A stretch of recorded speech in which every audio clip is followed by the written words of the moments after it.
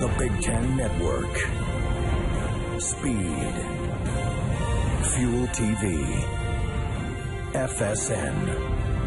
And Fox Sports. The greatest collection of sports networks in the world. We are Fox Sports. Welcome to the Chevrolet pregame show on Fox.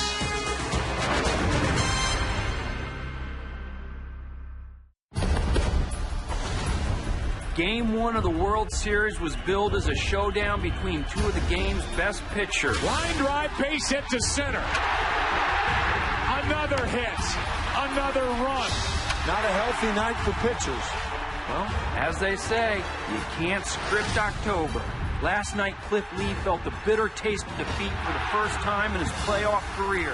In front of a hostile San Francisco crowd, the Texas ace was knocked around. And in one swing of the bat, the Giants broke Game 1 wide open. Fly ball to left. Uribe shoots one out. They're having fun here tonight.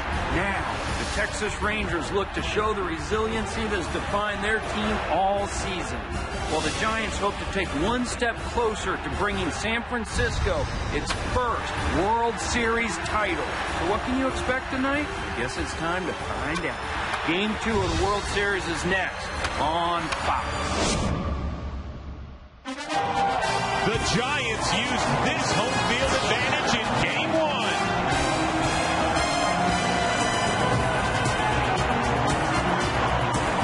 Will it be home sweet home yet again for San Francisco, or can Texas finally break into the win column?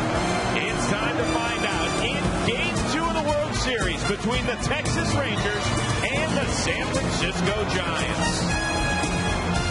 Nice and warm in the city by the bay, but it is getting gusty. A rain front is coming in, but we are scheduled to start on time, and that is the best news of all. Hi, everybody, and welcome to Fox's continuing coverage of the World Series. I am Chris Rose, and also a special thanks to Owen Wilson for reading our open. Wilson, the star of the film How Do You Know? It's theaters nationwide December 17th. As always, I'm joined by a pair of television all-stars. We've got Eric Karros and also the White Sox skipper, Ozzie Guillen. And guys, no big shock that San Francisco won Game 1 11-7, but how they got it done, maybe a bit surprising, EK. It really was not the game that we expected. And I think the game was more the exception than the rule. Rangers, 4 errors. They only made 2 in the ALCS.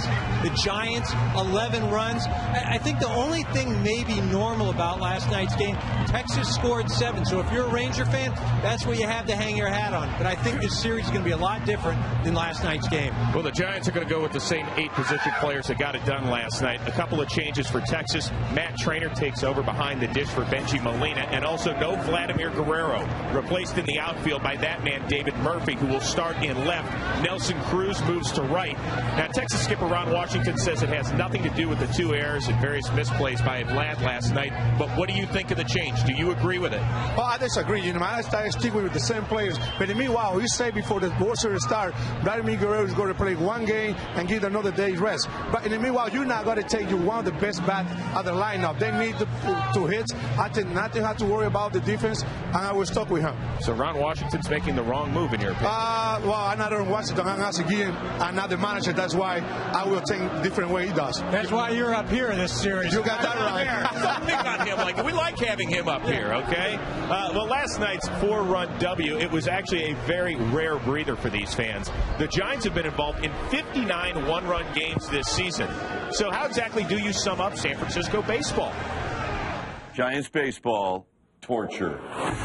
It's never easy. It was a crazy ride. It was a torturous ride. The thing about this 2010 Giants team is they win a certain way most of the time. Not all the time. Most of the time they win, and the Giants are up by 1 run. Here's the 1-2 pitch to lead. It's strike 3 call. Ryan Wilson, Ryan Howard, who wins?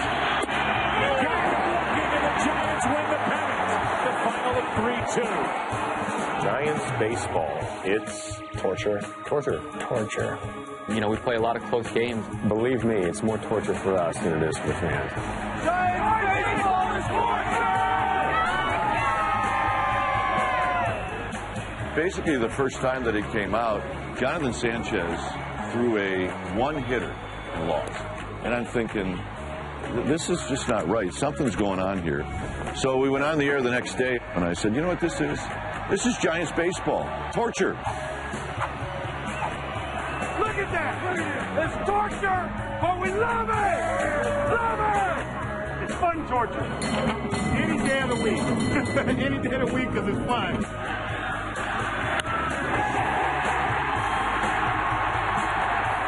Giants baseball. It's awesome. We make it exciting. Kudos to Matt Cain. It is torture, but these players, they almost expect to be in these tight one-run games each and every night. They've almost adopted the persona, Eric. Well, they really have. That's why last night, I'm not sure they knew how to handle it. But the reason that they play these close games or can handle it, most of these guys, especially in the position players, they've had to deal with adversity throughout their career, whether it was in the form of being told you're not good enough to play every day anymore, or, hey, you've been hurt, you had to come back from injury, or somebody that's toiled in the minor league forever. I think that those types of situations have helped this ball club become resilient, and that's why they're here. Now, Ozzie, you've known San Francisco skipper Bruce Bochy an awfully long time, to your days back to dating and down there in San Diego when you were both players. How much credit should he deserve here? I think Bruce don't get any credit or any love for a lot of people. I think this guy puts the right button for a long time. You know what? During the season, this guy benched Rowan. He benched Renteria. He benched Sandoval. I think he's not care. He don't have right now. He don't have Cito in the roster. You know, it's all about winning. It's all about feeling. I think Bochy did a tremendous job. Put those guys ready to play. He will pick the best guys out there every day to do what they're supposed to do. How tough is it to bench guys that you know and you respect, guys like Rowan, guys like Sandoval and Zito? Well, first of all, you got to talk to them, explain them why. If they don't like it, well, you don't have anything to do. They have to go there. What they do, you go be honest with them. I don't have any problem to tell my players what's in my head. I will tell them right away and see what happened. Explain. You explain something. You say, I don't want to see you play no more. You sit down. You don't play today. Well, at least they have to understand what I say. Hey, we barely made the starting lineup. We had to get his approval tonight, huh? Hey, have you noticed what's going on outside the park, guys? That's right. It is the Human Target Pitching Zone. Of course, the season premiere of Human Target is Wednesday, November 17th, 8 Eastern, 7 Central, right here on Fox. So who will be on target tonight? We'll preview the pitching matchup between C.J. Wilson and Matt Cain. Plus, we're going to give you our predictions. That and more when we return to San Francisco after this.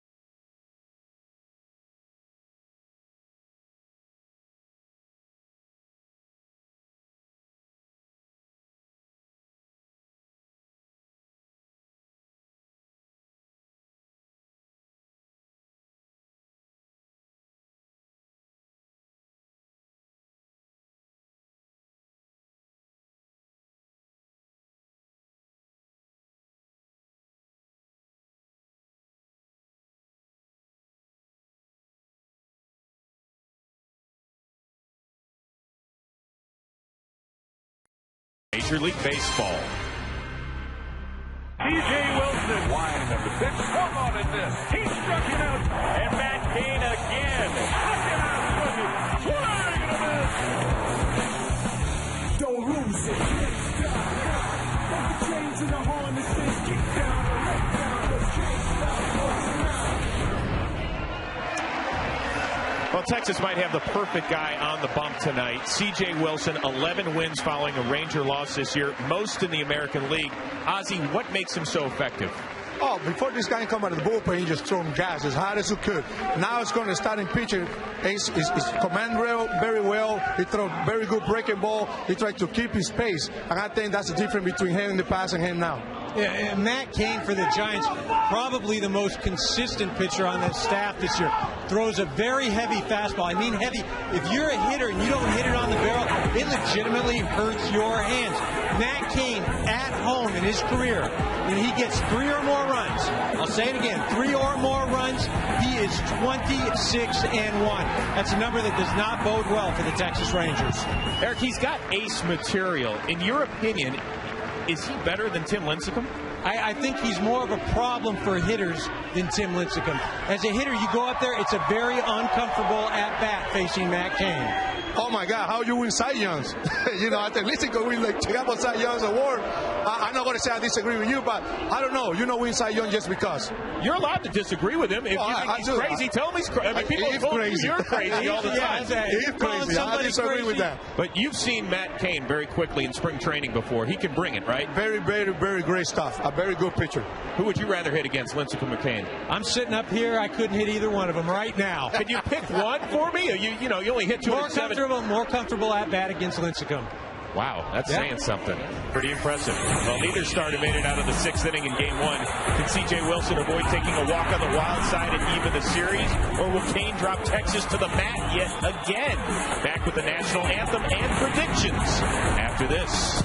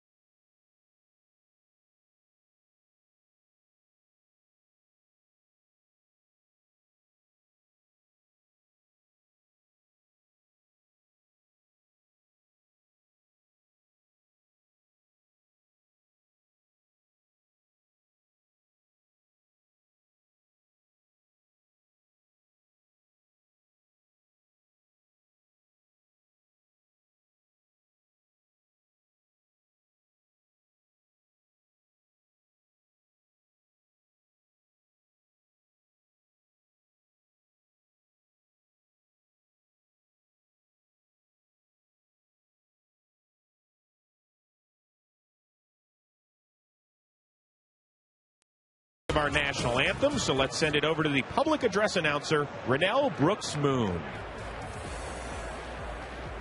And now, ladies and gentlemen, please rise and remove your caps as we honor America with the singing of our national anthem, to be followed by a ceremonial flyover.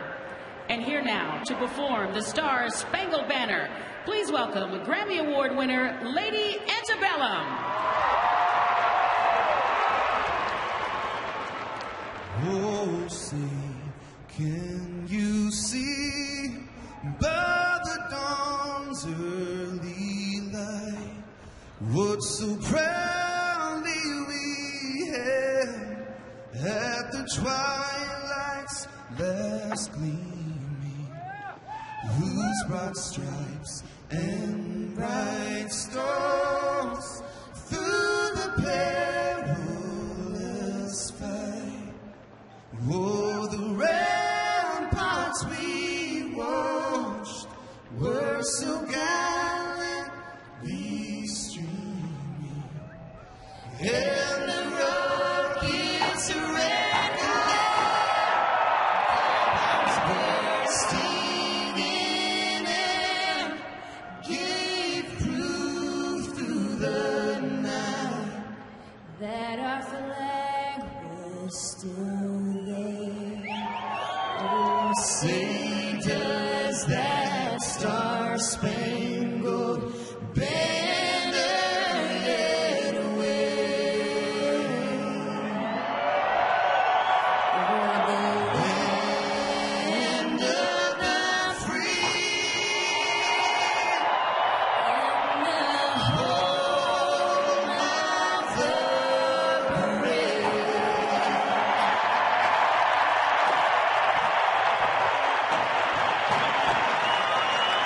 When we come back, our final predictions for Game 2, and then we'll send it over to Joe Buck and Tim McCarver right after this.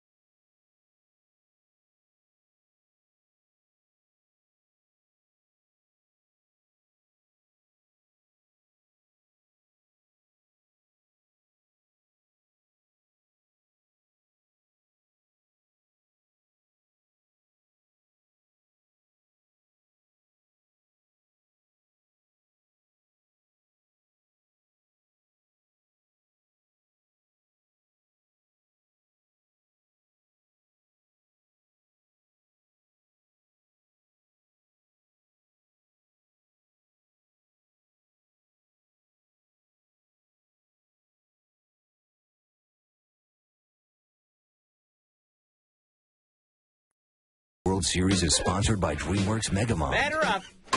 In theaters Friday, November 5th, rated PG. Welcome back to the Chevrolet pregame show on Fox. Boy, the World Series tension is really getting to the Texas Rangers. You looking at me, Josh Hamilton? They're ready to go, even down there. They're down 1-0 in the best-of-7 series. Cody Ross and the Giants ready to get it going, and so are we. All right, guys, predictions for Game 2 and Game 1. We saw 18 combined runs, 25 hits, 6 errors. What do you expect to see, Ozzy? I expect a lot of better ball game. They're not playing well. This is a World Series, the best 2 teams in each league. The first game is not the 1-1. I think the Texas Rangers will come out and play the game the way they played in the past. Yeah, I think this is where Ron Washington and the Texas Rangers are at their best.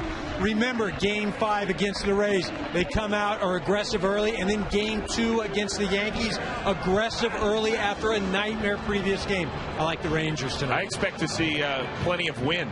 It's gusting over here. I mean, Karros' hair starting to look like the U.S. Open rough over there. In the meantime, let's send it over to the guys who will call tonight's game, Joe Buck and Tim McCarver. Guys? All right, Chris, guys, thank you very much. We welcome you inside the broadcast booth. Well, a weird start to this World Series last night. Nobody saw that coming. And if you are just checking the Giants out for the first time this postseason, realize that's not how they typically play. They are here because of their pitching. But last night they broke out and busted loose. And so now, Tim McCarver, here are the Texas Rangers down 1-0. Kind of a similar situation they were in the ALCS against the Yankees. Yeah, they're very familiar with being down. I mean, think about it. In the division series against Tampa Bay, they had to go back on the road to Tampa Bay. They had to win. They did behind Cliff Lee. In the ALCS in Game 1, they were up 5-0. The Yankees, with a late rally, scoring 5 in the 8th inning. They win the game, a devastating defeat, but the Rangers win 4 of the next 5 games. They're down here, but they've proven that they can get off the mat. They have C.J. Wilson, a left-hander, going for them here in Game 2 against Matt Cain. It is Game 2 tonight after a wild start last night. Last night in Game 1, it was Giants fireworks against a guy who had never suffered a postseason defeat. Who expected that? We sure did. How good is this pitching matchup for Game 1? This one is over the top. Tonight, as we approach Game 2, can Texas rebound as they did after a devastating Game 1 loss in the ALCS? Or will this self-proclaimed cast of misfits keep the energetic hometown crowd rocking? The answer is coming up next.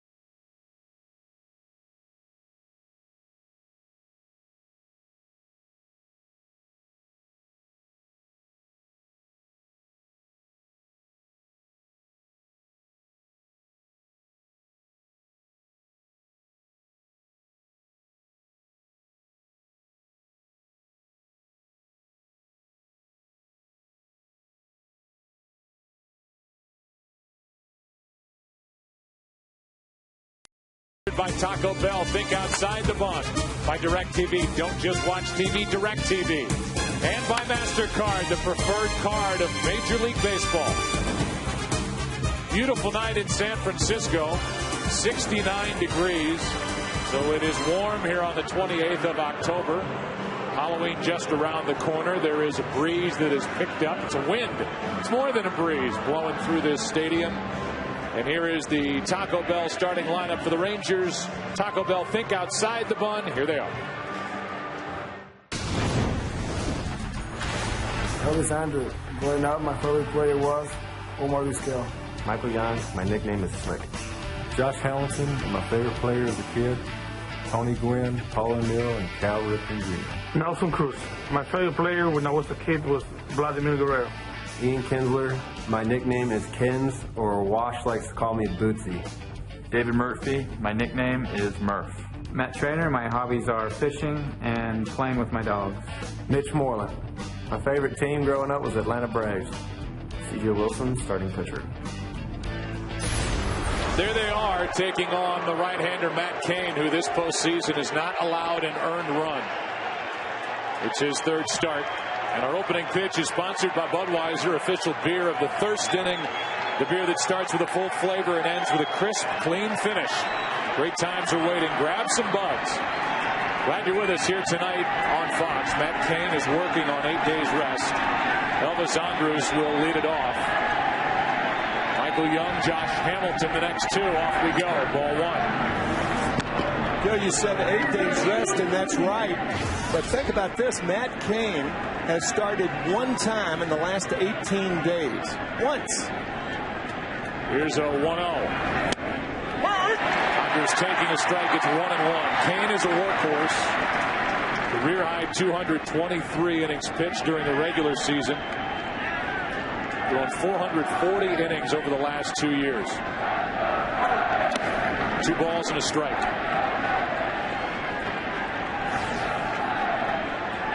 You know, pitchers are used to working once every 5 days. That's what a rotation is. And it's always amazed me that pitchers could come out and throw with precision, working once every 10 days, once every 15 days or so. Andrus flies one into center, and Torres to his left. 1 out. It's a very interesting scouting report because it includes what Ron Washington said to us before the game. Matt Cain, a pitcher more than a thrower right now. He doesn't throw as hard. But Ron Washington said he has power, and we like power. This is a Texas lineup that can hit. Yep. They led the major leagues with a team average of 276, and they have scored a lot this postseason, while other teams, the run production has been down. Even last night in defeat, 7 runs on 11 hits. Clint Hurdle, the hitting coach for Texas. Here's a 1-0. Popped up. It's Renteria with the wind playing around with it. 2 out.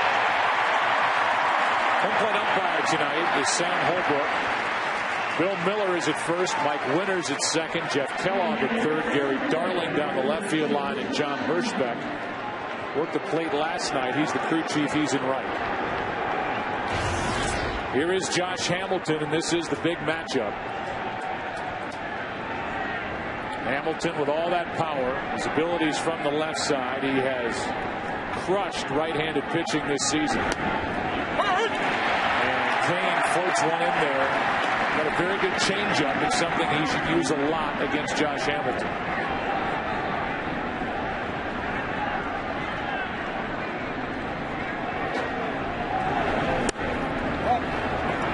Ball and a strike.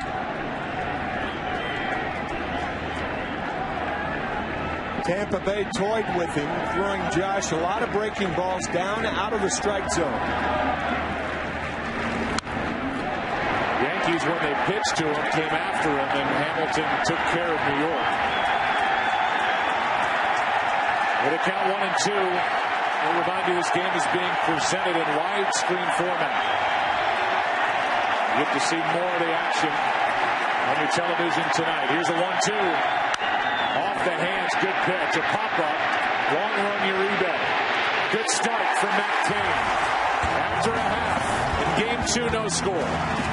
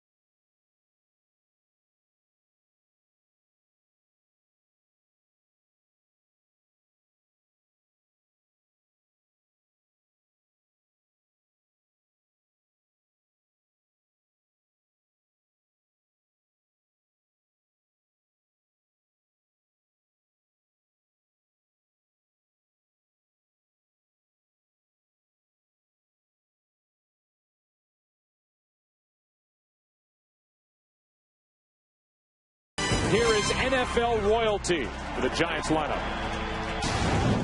Hi, I'm Joe Montana, and here's the Giants lineup for tonight's Game 2. Leading off and playing center field, Andres Torres. Batting second and playing second base, Freddie Sanchez. Catching and hitting third, Buster Posey. Playing left field and batting fourth, Pat Burrell.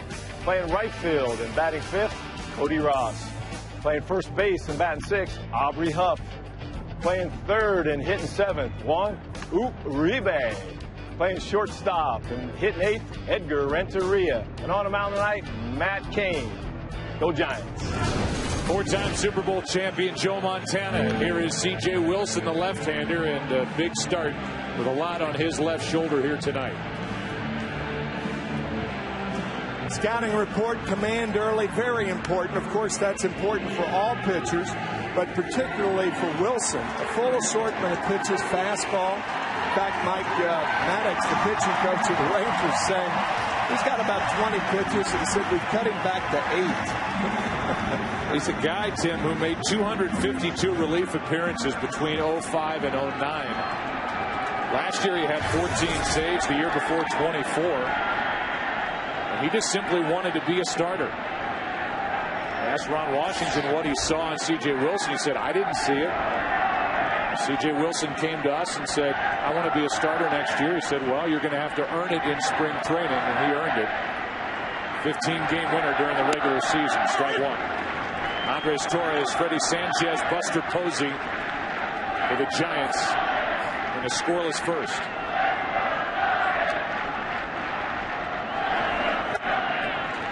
Ball and a strike. 29-year-old left-hander is C.J. Wilson. Lives in Huntington Beach, California. As Tim mentioned, he has to show he can pound the strike zone here early. Something he didn't do in a Game 5 loss at Yankee Stadium, Ball 2. And something that C.J. has not done all year. His first real year as a starter, he was second in walks in the major leagues. Who was first? Jonathan Sanchez, who will be our starter, or the starter for the Giants on Saturday night.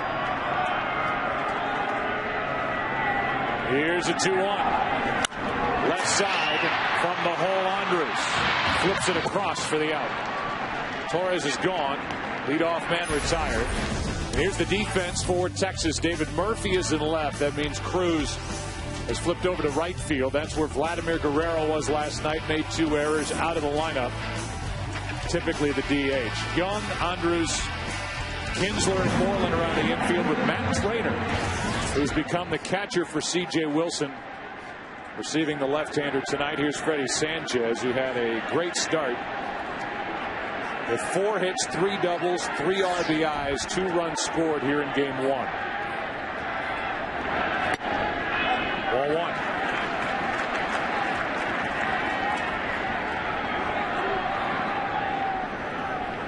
There's the other Wilson. Ryan Wilson, who got the final out here last night, the closer for the Giants. Just to give you an idea again about his humor, he was passing the cage during the workout the other day, and he told C.J. Wilson, C.J., there are no left-handers in the Wilson family. Here comes a 2-0. That's a strike.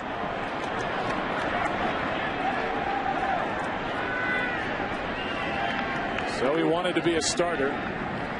24-9. The AL champion Texas Rangers are when he makes the start. There's another strike. It's 2-2. Wind is howling through this stadium, and it is blowing out to left.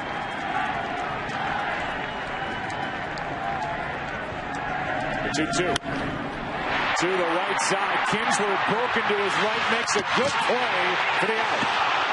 Moreland with a tremendous stretch to save a wide throw, and Kinsler recovered after an initial false move. Now, I don't think Kinsler saw that ball right off the bat, and a fine stretch by Mitch Moreland was his foot off the bag.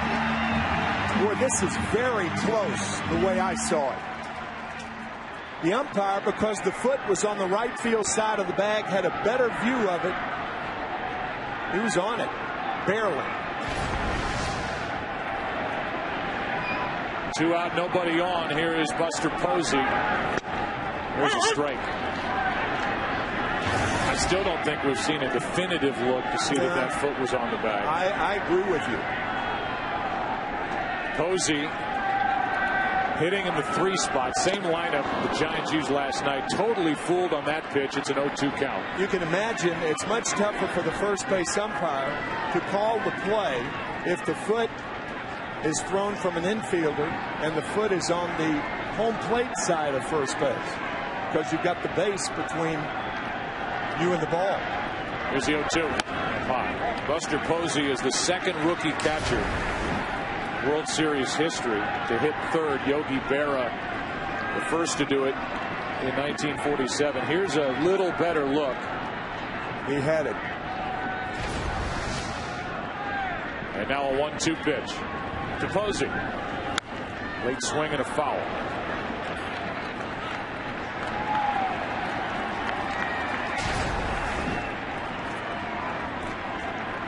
Here's the first look.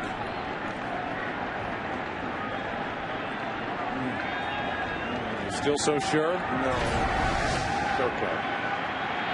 Doesn't really matter.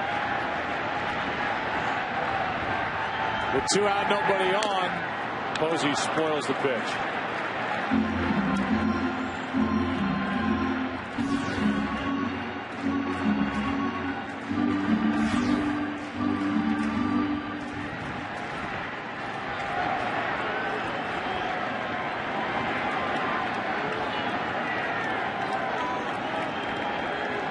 Posey with a 1-2 pitch coming his way, pops it up. Kinsler out, Cruz in, and Nelson Cruz takes charge. It's a 1-2-3 first for each starter. Into the second here in Game 2, no score.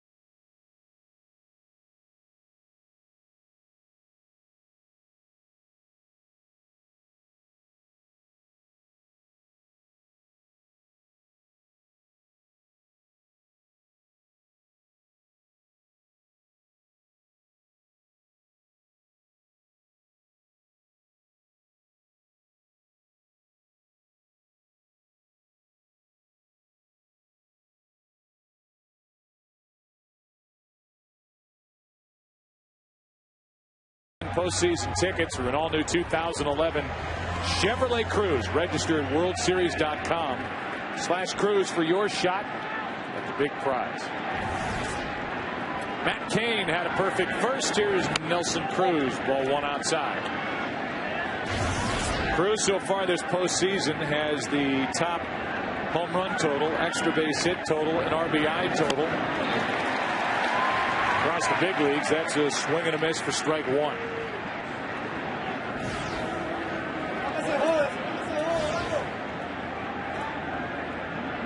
Matt Cain got Andrews on a fly ball to center. Young and Hamilton popped up.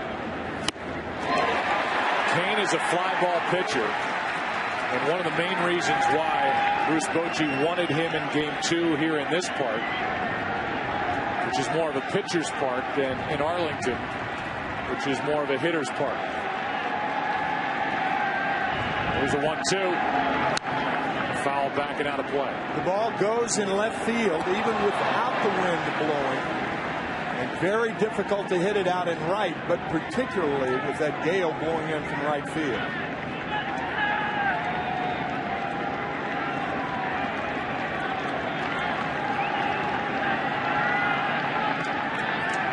One ball, 2 strikes. And a swing and a miss. First strikeout from Matt Cain. One away. Cruz went too far. Good 2-strike pitch by Cain. Bruce Bochy is in his 4th year with the San Francisco Giants. He took the San Diego Padres to the '98 World Series. That was a 4-and-out sweep by the New York Yankees. 5th among active managers with his career wins. 2-time manager of the year, and we have sat back and watched him pull seemingly all the right strings so far for the Giants this postseason. He's on a tremendous run. In game, before game, making out his lineup with his rotation. He's got a hot hand. First pitch, a strike to Kinsler. Now fly ball into right. Sends Ross back. Ball carries pretty well out to right. That's surprising. 2 out. I think it stayed below the wind. I think if that ball has elevation, then it has a chance to get into that stream. But when it's lower, it carried well. Ensler very, very strong.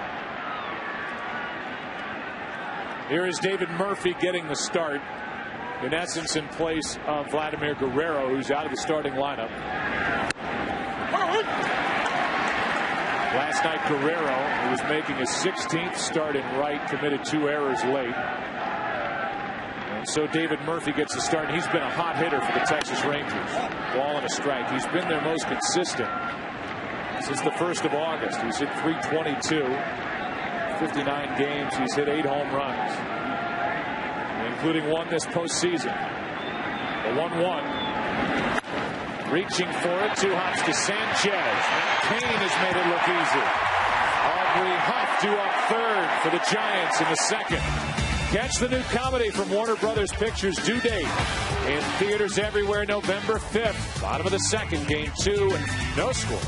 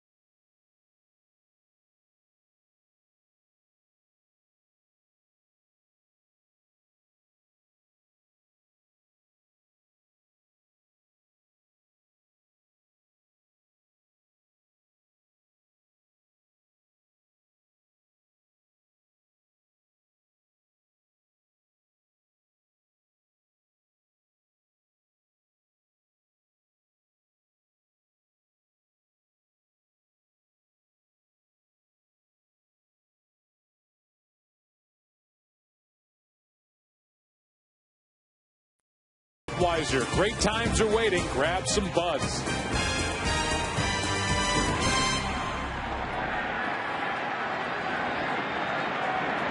Here's Pat Burrell.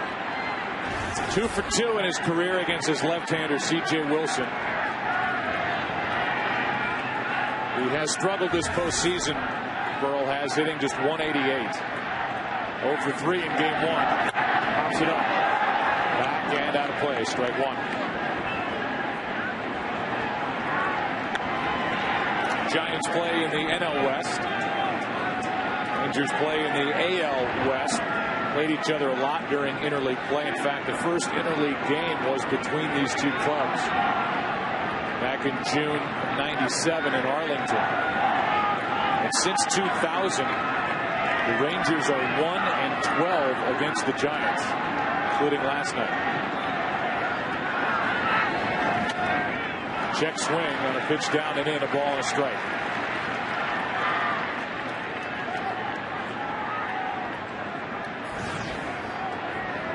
During that stretch, 0-10 here are the Rangers.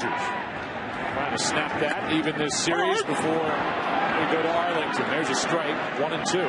Good changeup right on the corner.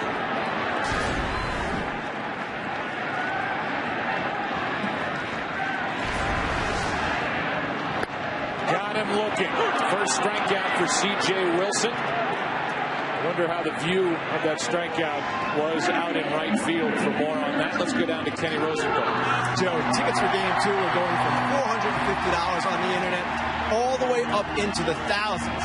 But the best value in American sports is for those fans lucky enough to get a spot in the knothole gang out beyond right field. Those fans don't pay anything. They get in for free, but they can only watch for 3 innings, and only 125 get in at once.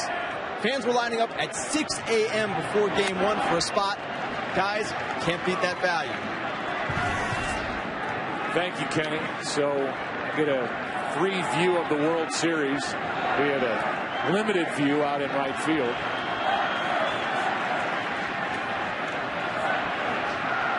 Watching Game 2 and watching a strike. And a fastball to Cody Ross. 1 ball, 1 strike. 1 out, nobody on, and Kenny Rosenthal's 2 for 2 with the bow tie. Yeah, he might have been fighting it coming into this World Series. I think he looks good in the bow tie. Yeah. Ball 2-1. It's like a Supreme Court justice or somebody that's just got a authoritative stamp. You like that bow tie, Ken? I like it, Joe, but the Rosenthal women, my wife and 2 daughters, they have informed me that they're playing the entire series under protest. Right. They usually pick out my clothes, and they don't like me going rogue. Duly noted. Thank you. Here's a 2-1. Up and away. 3 balls and a strike on Cody Ross, who had a hit last night, 1 for 5 with an RBI.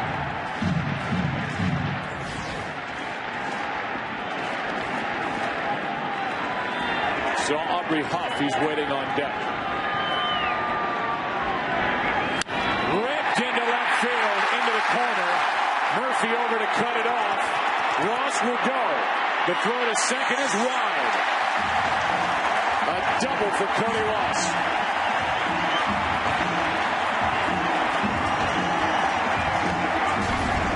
Cody got himself into a hitting situation, anticipating the fastball on a 3-1 count, and gets the first hit of the ball game. You have to try to make David Murphy throw you out because he's a left-handed thrower. It's a tougher play for a left-hander at foot position to throw to second base. We were talking to Cody Ross before the game, and I said, well, how did Cliff Lee look last night? He said, he didn't look that bad. But he said, with the pitchers we've faced to get to this point, when you deal with Hamels, and you deal with Oswalt, and obviously Roy Halladay, and the guys the Braves can throw at you, we were ready for him. Runner at second, 1 out, the pitch inside on Aubrey Huff. Meanwhile, Cody Ross, he was picked up off waivers from the Florida Marlins. Couldn't be more locked in. And a guy who started this postseason batting 8th for Bruce Bochy is now up in the number 5 spot. This lineup has really evolved for Bochy in October. Another one inside, 2-0. Not just with where guys are hitting, but was even in the lineup with Sandoval, who was so good last year. He dwindled this year. Now he's on the bench. Uribe's at third. Renteria is reclaimed shortstop. Cody Ross, a late season pickup, has been one-man gang for the Giants with a bat. Here's a 2-0. On the outside part, good pitch from C.J. Wilson, 2-1. Yeah, the ability to throw a breaking ball and a fastball count is the reason that left-handed batters are hitting only 144 against C.J. Wilson.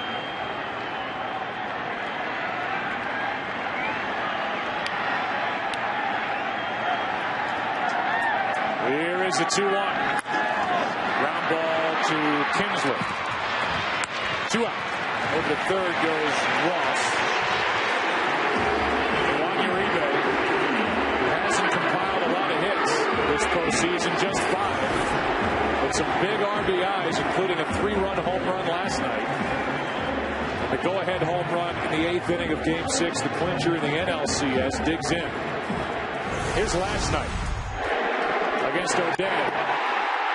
Goodbye.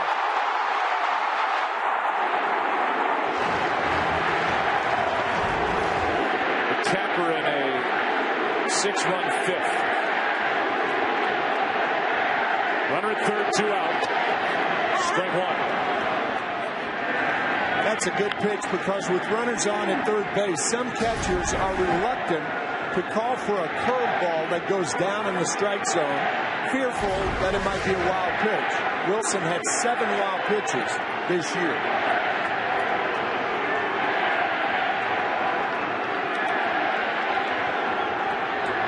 Here's the 0-1. There it is, down and in. And Trainer, who was a March pickup from Milwaukee, smothers it, ball 1.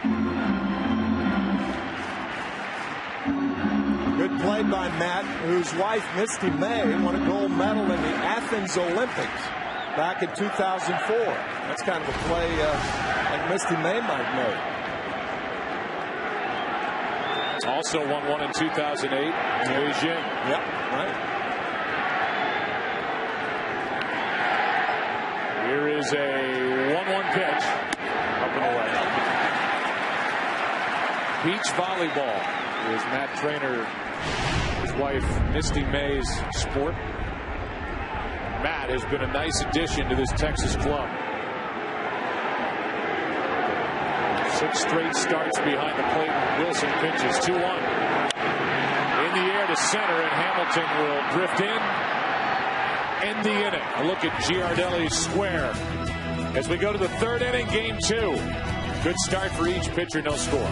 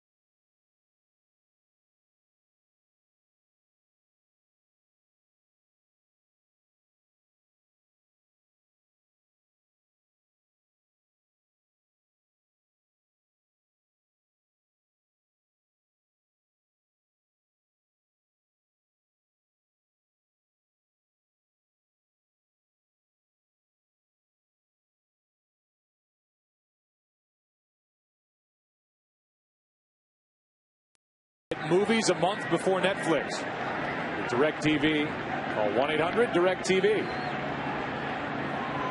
Covey Cove. Yeah, if I had a boat, that would be the name of my boat. McCovey Cove? No, so lazy. Oh. First pitch is a ball to Matt Trainer with Mitch Moreland to follow. There it is. There's Listing. That's up and away, 2-0. Kane is not allowed a base runner, has 1 strikeout. Matt Trainer will look for a fastball inside part of the plate and try to go deep here. Hit a home run against the Yankees in Game 5 of the ALCS. It's high, 3-0.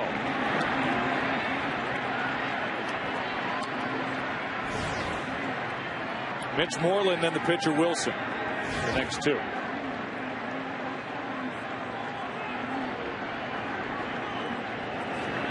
There's a strike. 3-1. A Texas club that is 5-2 on the road this postseason.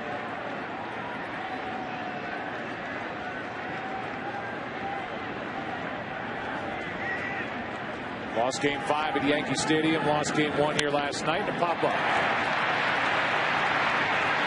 In the air to right center, and it's Torres coming in to make the play. 1 out. This great city, we have had a fantastic time. Did you know denim jeans were invented in San Francisco? The Gold Rush miners. There are over 300 coffee houses within the city limits of San Francisco. Irish coffee was first created in San Francisco, not Ireland. Buena Vista Cafe, into the cable car line. Is that right? Yeah. You an Irish coffee fan? I am indeed. Are you? Oh, yeah. Cool San Francisco. 1 out, nobody on for Mitch Moreland. There's a strike. California becoming a state in 1850, the year after the 49ers came out searching for gold. Ah, that makes a lot of sense. It does, doesn't it? Line drive into right field. That's a base hit. The Rangers have their first runner of the night. It's Mitch Moreland, who has taken over first base, a guy who was at AAA Oklahoma City when the deal was made to get Cliff Lee and Justin Smoke was moved out of the way. Mitch Moreland took over. He's a grinder, according to his manager, Ron Washington, and he gets a base hit into right to allow C.J. Wilson, with all of his necklaces, to try and drop down a bunt.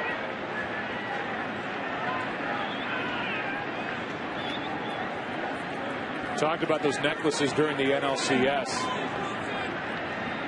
A lot of players, not just in baseball, but across professional sports, college sports, high school sports, have gone to him. There's a bunt in the air, foul. Drops in front of the Rangers dugout, strike 1.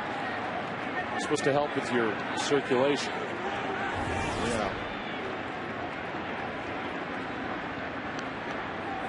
But not your bunting. No, it does not help your bunting.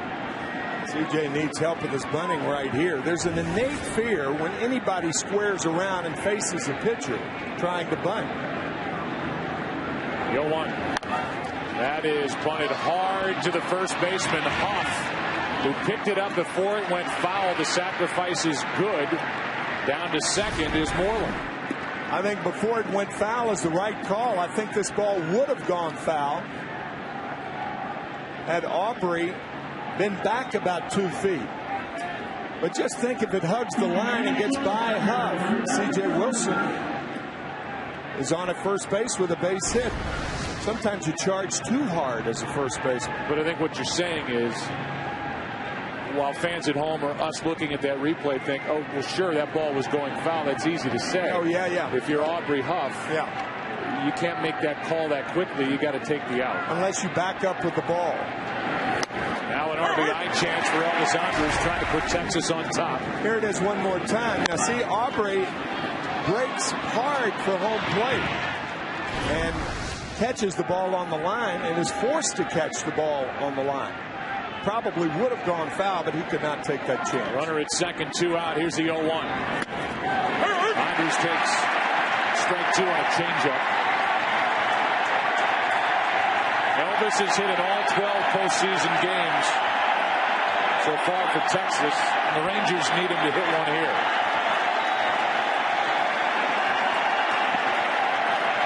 Set up at 0-2.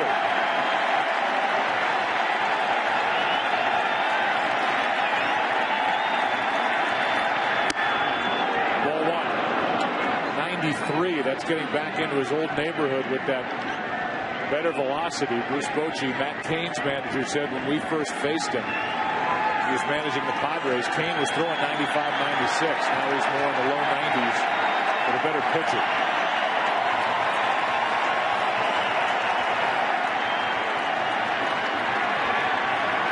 Here's a 1-2. Came back with a fastball and missed. 2-2.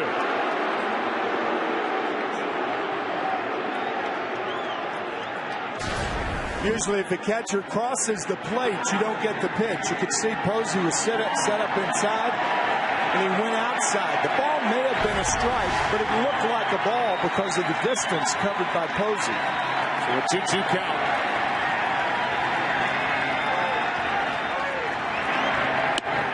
Too far outside, a full count.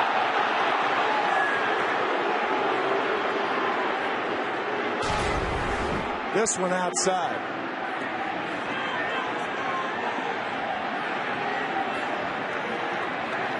So from 0-2 to 3-2.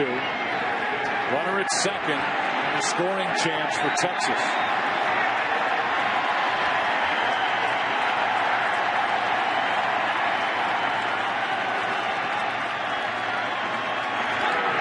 Popped up. Out behind second. Torres comes in. That ball carries. And they win it. Rangers lead their first after 2.5 in game 2. No score.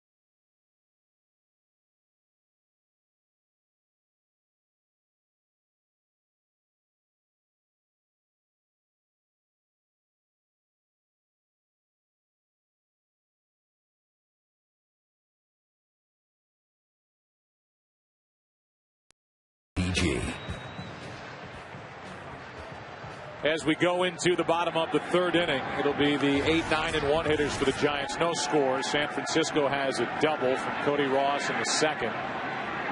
C.J. Wilson got around it.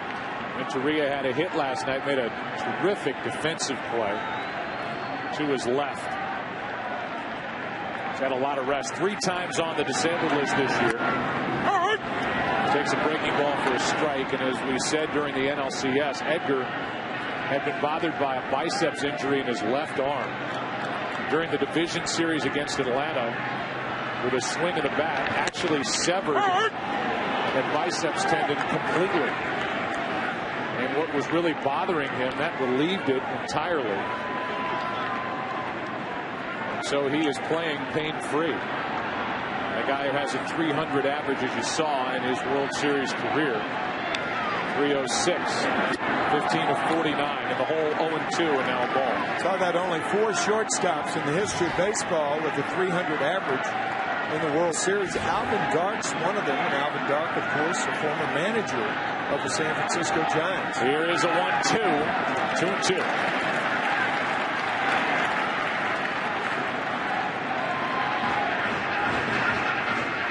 I guarantee you, Alvin Dark is watching this game and scrutinizing every pitch from Louisiana. Here is a 2-2. Just missed the inside corner. Wilson thought he had a strikeout. It's a full count. Well, Alvin, what do you think? It's a good pitch. Yeah. Missed our unofficial look at the strike zone. And so a 3-2 from C.J. Wilson. Fly ball into center. Josh Hamilton. 1 out. Prior to tonight's game, Tim Wakefield, a real good guy, the Boston Red Sox, was given the 2010 Roberto Clemente Award. The award goes to the player who best combines a dedication to giving back to the community with outstanding skills on the baseball field. The knuckleballer for the Boston Red Sox, Roberto's son, Luis. Vera Clemente is here. Tim Brosnan. Tim Braswell, Phil Caruso of Chevrolet out there for the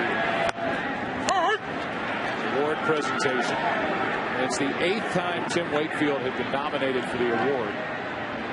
He's given his time to the Jimmy Fund, his Pitching In for Kids program.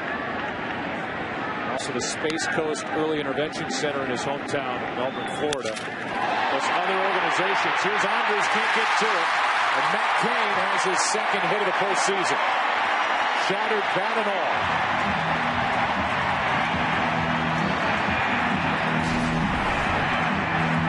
Matt hit 106 this year and triples one through.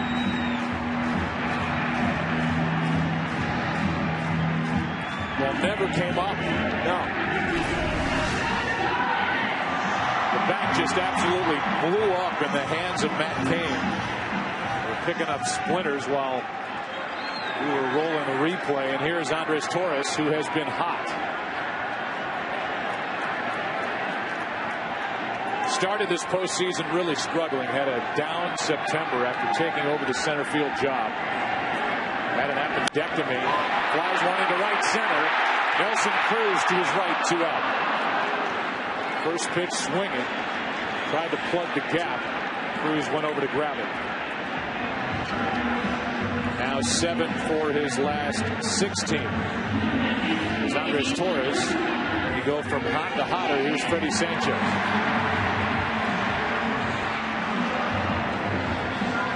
Talked about Freddie last night, going to high school at Burbank High out here in California. And Freddie lacked certain muscles in his right calf. In fact, when he was 1 day old, he was put into a cast until he was 13 months old.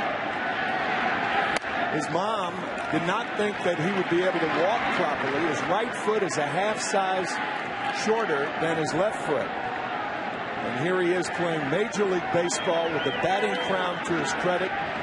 4 hits last night. Pitch up and away, 2-0. And just locked in.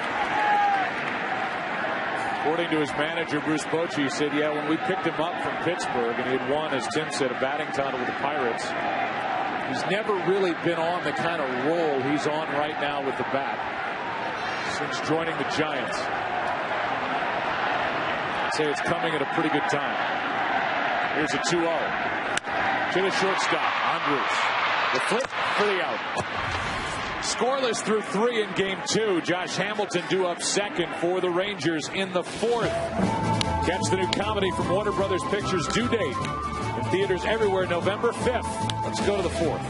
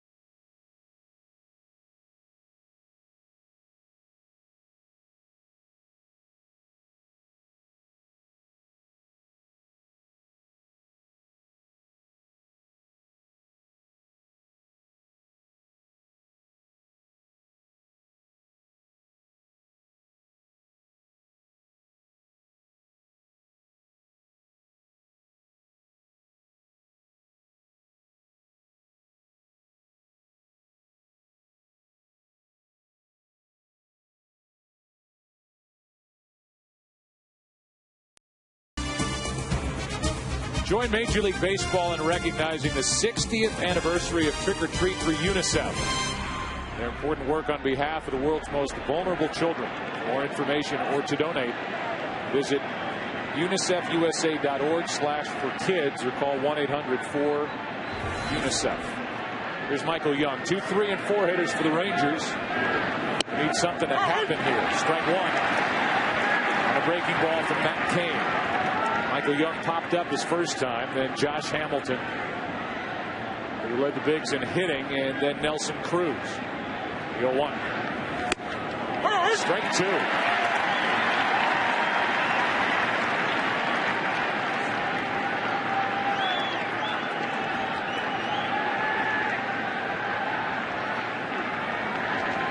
The all-time franchise hits leader takes one in the dirt. Ball 1. Tim mentioned this last night, but Michael Young is the only player in Major League Baseball history to play seasons of 150 more games at second base, shortstop, and third base.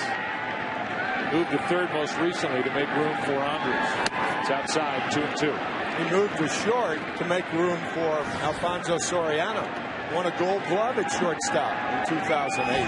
All he does is hit. What a player. The 2-2. Matt Cain. Over Cain's glove. A high hop for Renteria, who stepped on the bag to propel him on the throw to first. 1 out. He used the bag to launch. That should be a double play. What's this? Went around it. Went around it. Maybe avoiding the bag. But I thought the same thing. Well, you and I have headsets on, and we've got a microphone inside that base. It sounded like he stepped right on it. I thought so, too. but near enough to the mic to make a sound. Wrong again. Hang with him. Hamilton hits one in the air to left center field. Pretty well hit. Back is Burl. Torres takes over for the out, number 2 in the inning. Burl called for it. Torres took over, and now those two talk out in left center field. 2 out.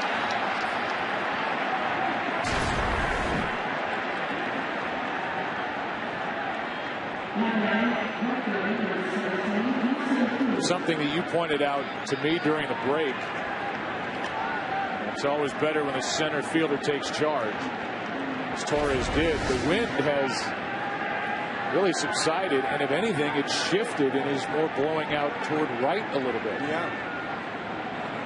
2 out, nobody on. Here's Nelson Cruz. Strike 1.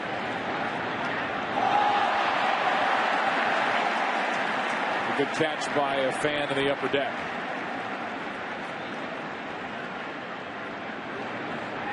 Nelson Cruz picked up from the Brewers organization back in 2006.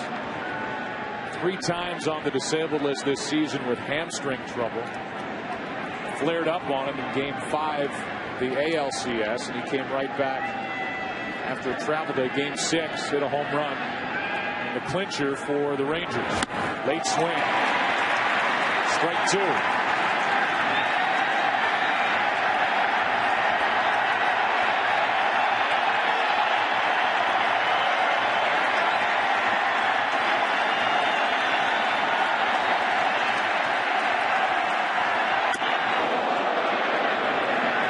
Good pitch from Matt Cain.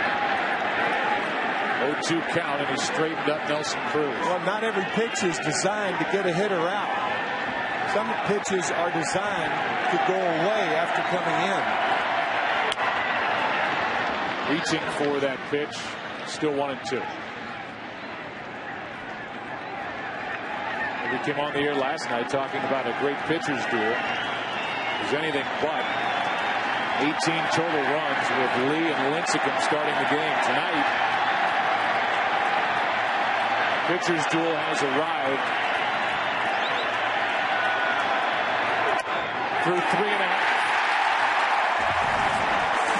Strikeout number 2 for Matt Cain, who is rolling. Bottom of the 4th. Game 2, no score.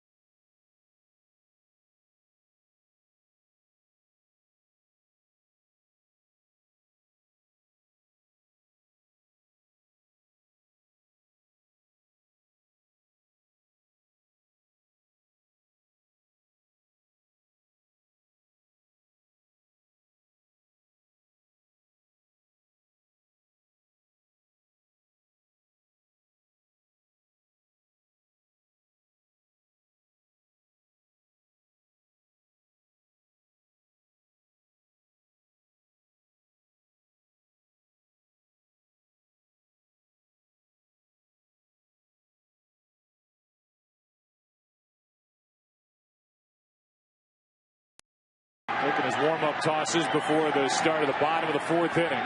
Buster Posey, 3, 4, and 5 hitters for the Giants. No score. Buster fly to right his first time up. Matt Cain has struck out 2. Both times he's taken care of Nelson Cruz. There's a strike. Allowed just 1 hit. Scoreless through 3.5.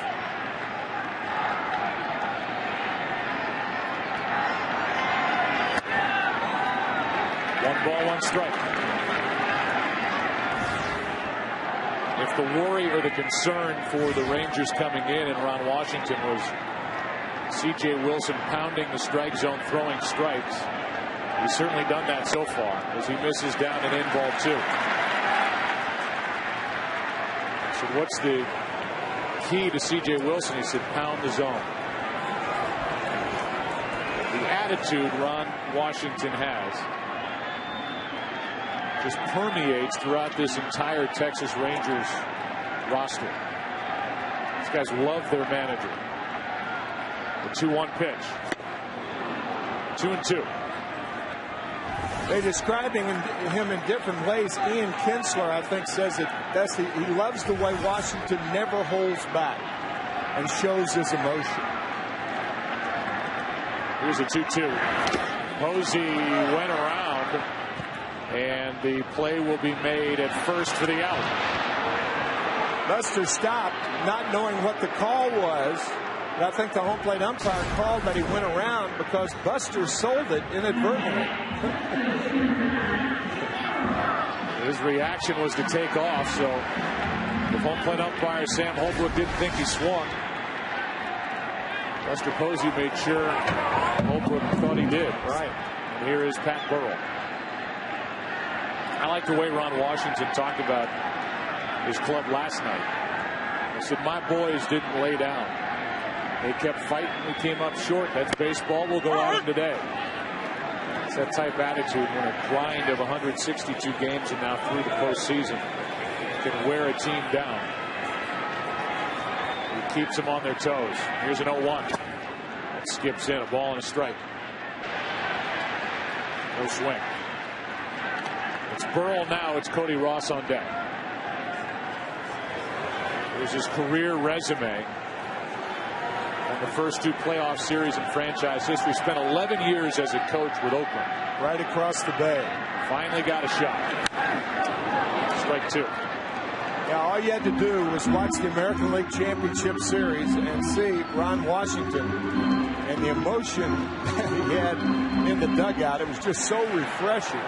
He was almost like a third base coach at times, waving and waving and waving, emulating his third base coach, Dave Anderson. A 1-2 pitch to Pat Burrell. A check swing. They don't appeal, and it's 2-2.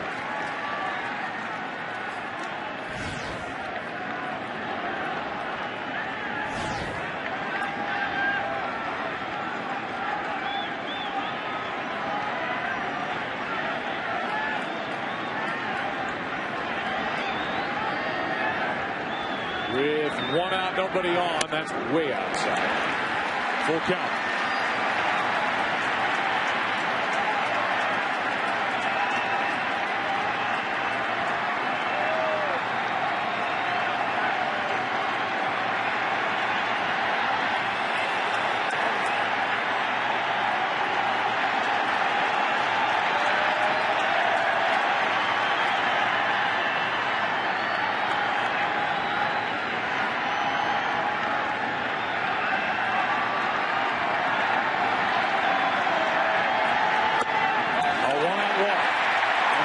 Walk issued tonight by C.J. Wilson. Here are some of the reactions on Washington during the ALCS.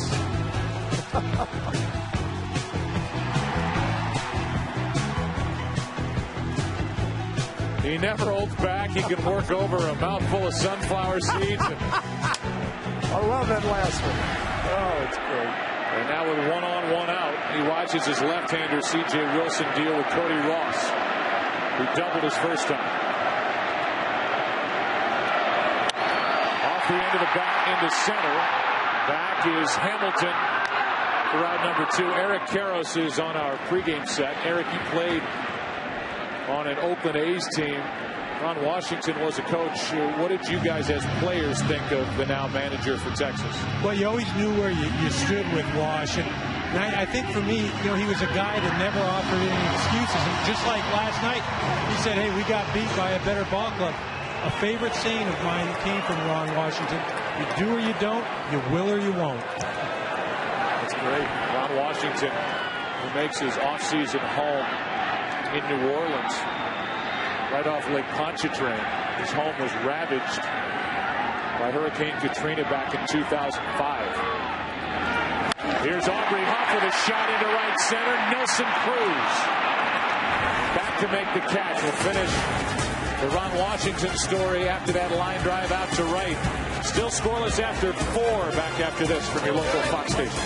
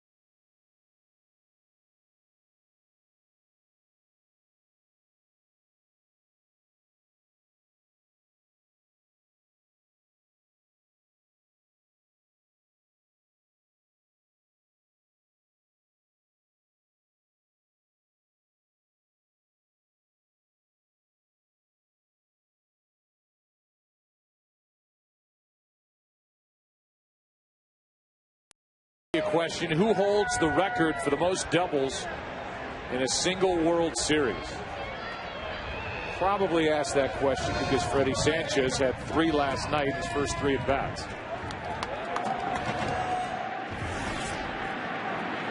Here's Ian Kinsler leading it off. Good game. Zip right into the 5th inning. No score, strike 1.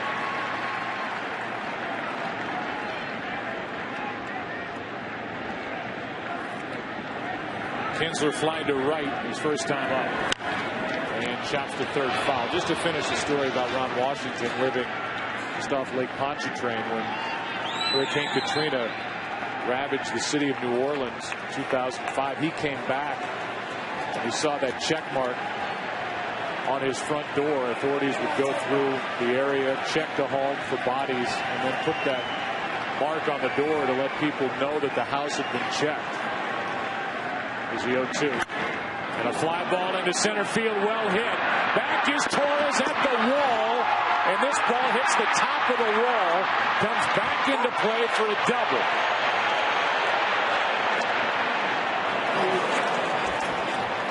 Ron Washington saying, I thought that ball was over. Well, it missed by about an inch. Hits the corner of the fence. Boink.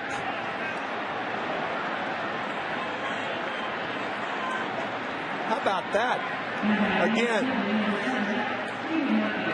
Right off the top of the wall and then backward. It's hard to believe that a ball would hit like that and come backward. I guess there's a little bit of a ledge that it hit and came back into play. Torres made the play, and it's a double instead of a home run. Now David Murphy takes a strike. Back to the replay.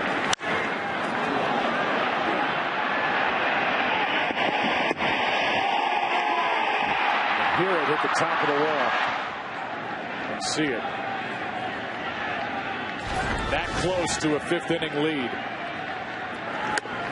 Put away 1 ball, 1 strike. Every time I tell this Ron Washington story, something happens. I can't finish it. Ron Washington comes back. There's a mark on his door. He gets a power washer. Power washes the mark off to say, I'm done with that. We're starting over. Type attitude he carries with him in the corner of the dugout as Murphy lines out to short for the first out of the inning. And David Murphy cannot advance the runner. Kinsler at second, 1 out with Trainer coming up. In this game, so far in the game and a half through this World Series, things are not going the Rangers' way, and that's an understatement. That ball Kinsler hit the top of the wall, and then David Murphy hits the ball hard, but it's to the left side. And fails to advance Kinsler. So it's Trainer now, then Moreland. The pitcher after Moreland. Strike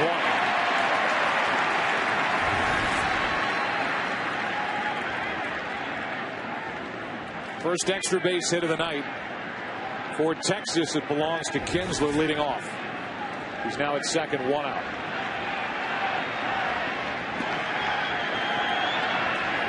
Trainer with 27 RBIs during the regular season, 2 this postseason. Kane stepped off.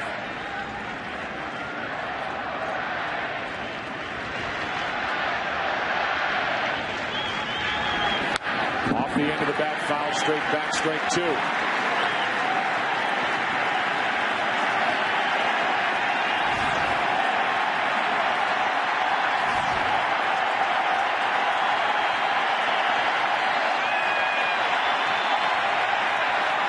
If you're Matt Cain now, you try to make Trainer chase out of the strike zone away on 2 pitches. And a look back at Kinsler. A lot of people think that control is only throwing strikes. Control is throwing a ball out of the strike zone also. A teaser, we used to call it.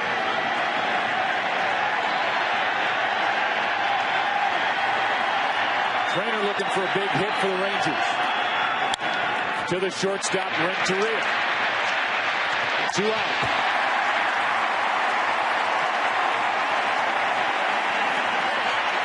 And now with first base open, and the pitcher C.J. Wilson on deck. We'll see how the Giants want to play it with Mitch Moreland, who's now 3 for 4 in this World Series. I think you put him on here, and that's what they're going to do. In a scoreless game in the middle of the 5th inning, particularly under these circumstances, playing an American League team where the pitcher doesn't bat, it's an easy call. Wilson was hitless during the regular season, 0 for 4 during interleague play. He'll bat with 2 on and 2 out. Matt Cain is a part of a 4-man rotation in this postseason for the Giants. That's all homegrown. All guys who grew up in this organization, got to the big leagues, and this is a team, the Giants, that are in the World Series because of their pitching. Good bullpen, terrific closer, and a rotation filled with young talent as Matt Cain blows on that pitching hand and will work to C.J. Wilson 2 on, 2 out. Since the draft was initiated in 65. This is just a second postseason rotation.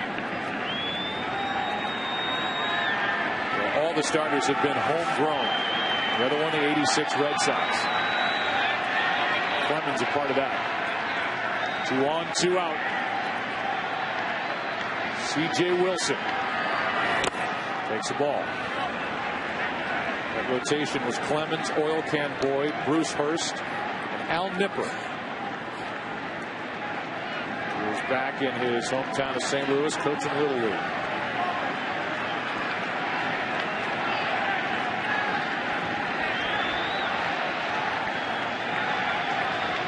Here's a 1-0. Wilson, pretty good swing, but he chops it to Huff. That ends the threat. And we're halfway through game number 2. And the Rangers came so close to the first run of the night. That close. A leadoff double. Kinsler is stranded. No score after 4.5.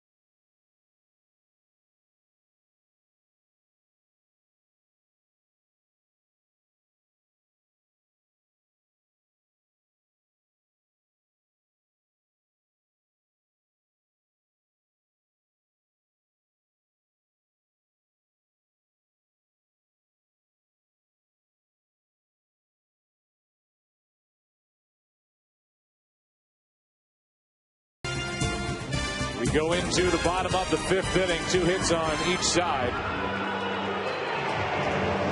Matt Cain gave up his first extra base hit of this postseason. That leadoff double by Kinsler that hit the top of the wall in center. He was stranded. And for the Giants, it'll be the bottom 3 in their lineup. Uribe, Renteria, and Matt Cain against C.J. Wilson. C.J., 29-year-old left-hander.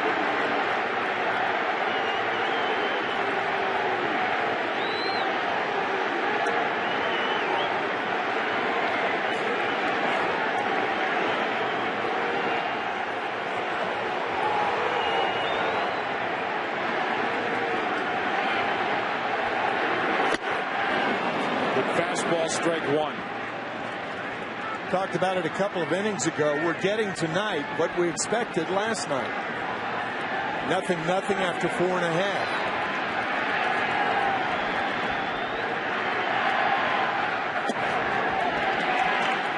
strike. Uribe has a ring. He won with the White Sox in 05. 4-game sweep over Houston. Win last night. He is 5-0 as a player during the World Series. Good pitch. Ties him up. Strike 2. After going away and missing, looked like a cut fastball out of a strike zone. Uribe, a real free swinger. Tremendously strong. 24 home runs this year. It's Tim Lincecum, last night's starter. Uribe went around, and that's a strikeout. Number 3 on the night. That's one of the downsides of strength. When you start, you can't hold up.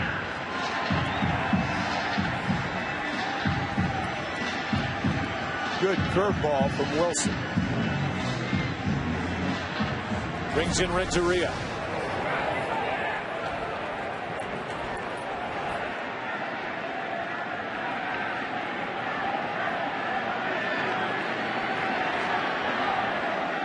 Edgar fly to center his first time up.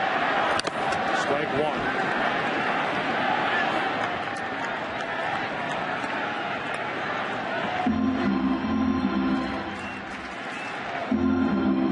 Uribe struck out, went down to the end of the bench, placed his bat next to a couple of his bats. This became the 3rd strikeout victim for C.J. Wilson. After all, those are his business partners. Here's the 0-1 pitch. Renteria launches one into left. Down the line into the corner. Edgar Renteria's gone deep. 1-0 San Francisco.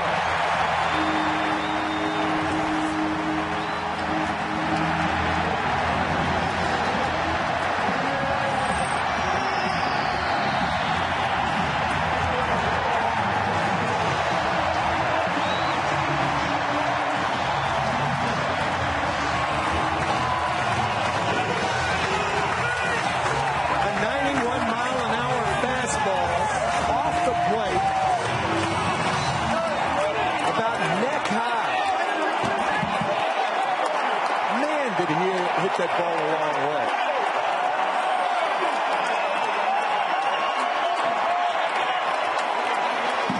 They want a curtain call from the 34-year-old.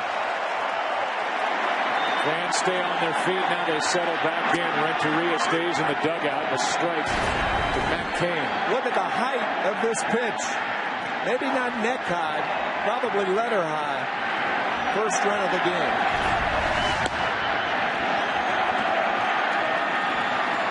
Edgar Renteria lights up in the postseason. He just lit up his bench. Strike 2 on Cain.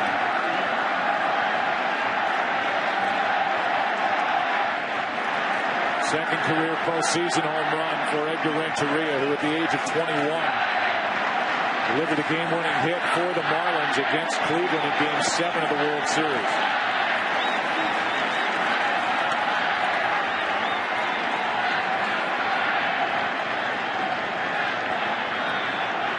Edgar was in the World Series in '97 with the Marlins, in '04 with St. Louis, and now here for Bruce Bochy in 2010 with the Giants. He's put San Francisco on top, and now a 2-2. Matt Cain, who singled his first time up. Time call.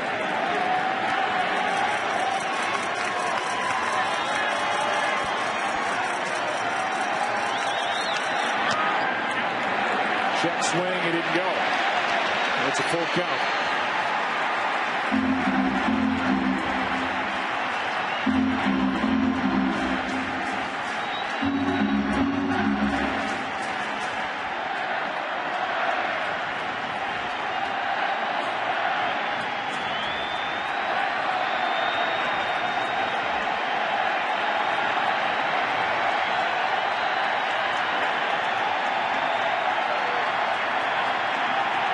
Here's a 3-2. Cain's getting good swings. Elvis Andrus guides it across. 2 out. Let's go back to 1997. Charlie Nagy on the mound in the 11th. And Edgar Renteria Hit one up the middle. Counsell scored, and the Marlins were world champions. And now tonight, playing long ball against C.J. Wilson. 14 years, 2 big hits. With 2 out, nobody on. Torres takes a breaking ball for a strike. The Rangers in the 6th will have the top of their lineup. Andrus, Michael Young, and then Josh Hamilton. Texas scored first last night, led 2-0, and then the Giants went to work. Giants strike first tonight.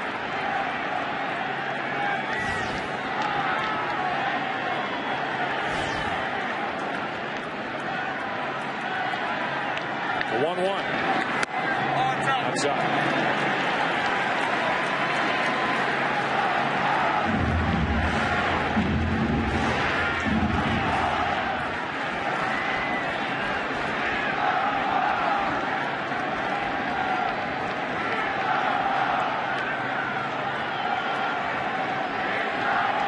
Here's a 2-1 from C.J. Wilson. Line drive caught by Andrus to end the 5th. And in the 5th, Edgar Renteria. Bang, 1-0. Giants after 5.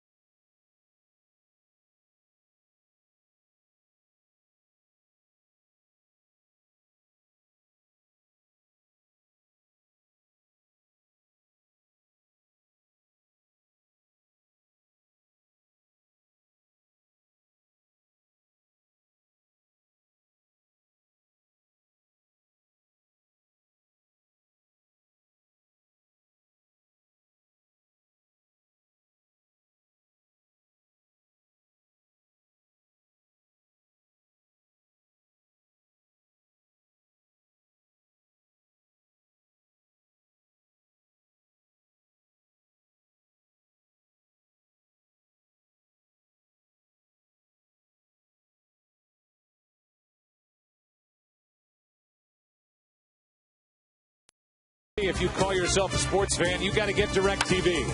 And my Chevrolet, the official vehicle of Major League Baseball.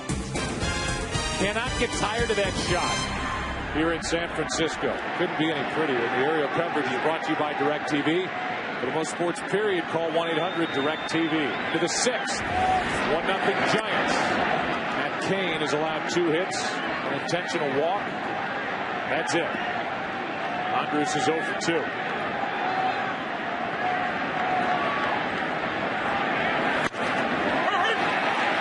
Strike. We told you last night that Elvis Andrus is the first Elvis ever to play in the World Series. The reason we told you that, Elvis asked us to find out.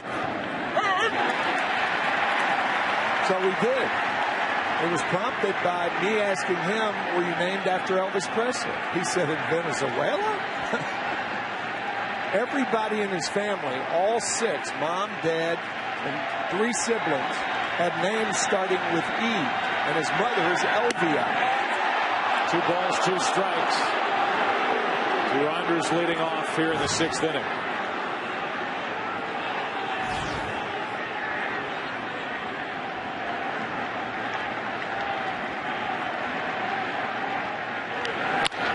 To the shortstop, Renteria stays down on it, gets the out. Edgar's found the fountain of youth. 1 out in the 6th. It is a big week.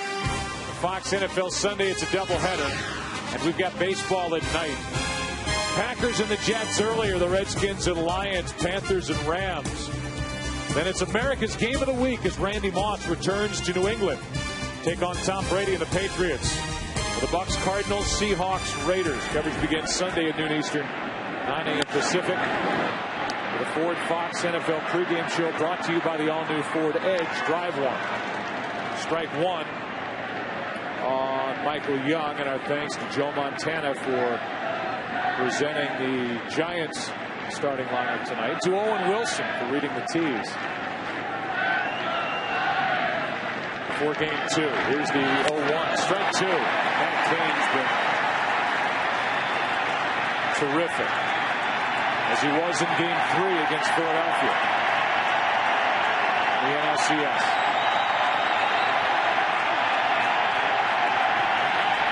The 0-2. Ball 1.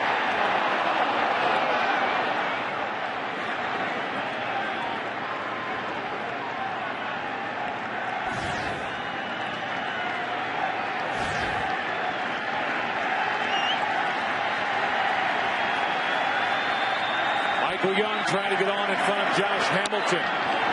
Takes over to low, ball 2.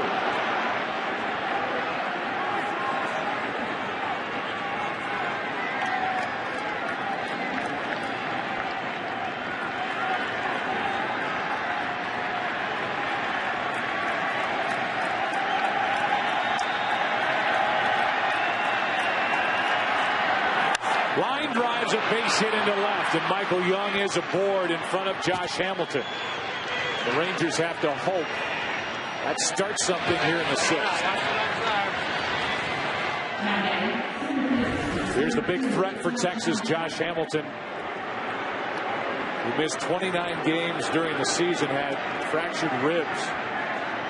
It cost him basically the month of September, a lot of it.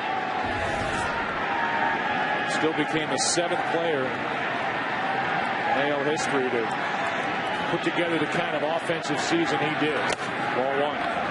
350 average, 359.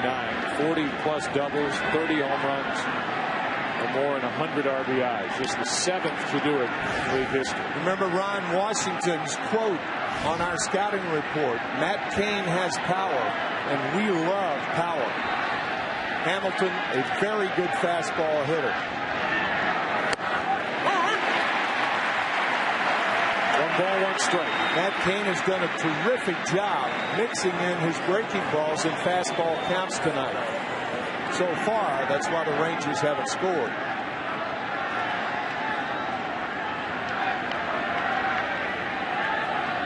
Changeup. And a line drive into right field. That ball will get down. It's blocked by Ross. Young will hold. What a good play by Cody Ross in right. Didn't make the catch, but he kept it around him for a single. Yeah, Hamilton appeared to hit that ball a little harder than was initially thought. I guess that's why Michael Young turned around, looked at Ross, saw Ross smother the ball, and elected to stop at second. Now he stops right there. Had he kept going, perhaps his momentum would have carried him to third base. And with 1 out, it would not have been a bad play to try it. And after all, the Rangers led the majors in going first to third 122 times. But Young didn't there.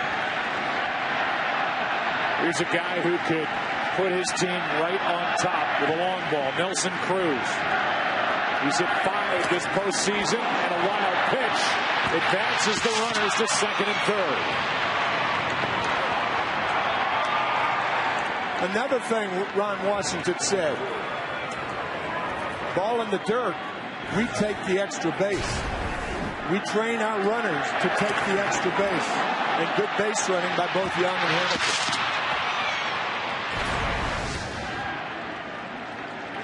Now first base is open. Ian Kinsler on deck, and out to talk to Matt Cain is Posey. It's hard to pitch around the hitter with a runner on at third base. The reason for that, you pitch around, you throw a ball in the dirt, and what happened on the last pitch happens again.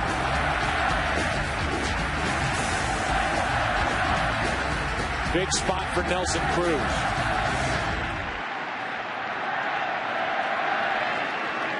Hamilton runs well at second. That is on the corner at the knees. Strike one.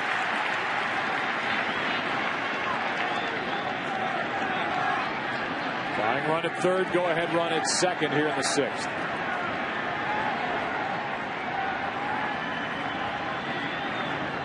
A 1-1. Popped up. Foul ground for Aubrey Huff.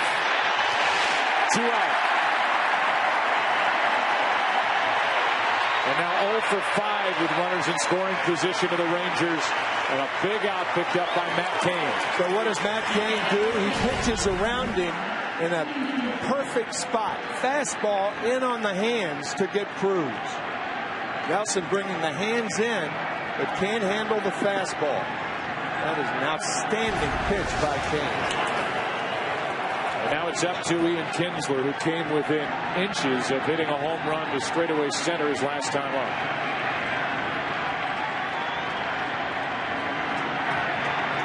Second and third, 2 out.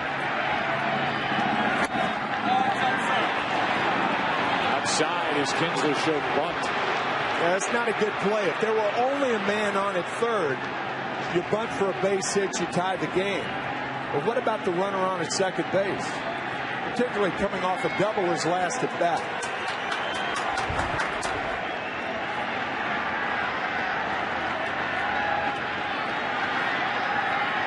Here's a 1-0. Good heat from Matt Cain, strike one.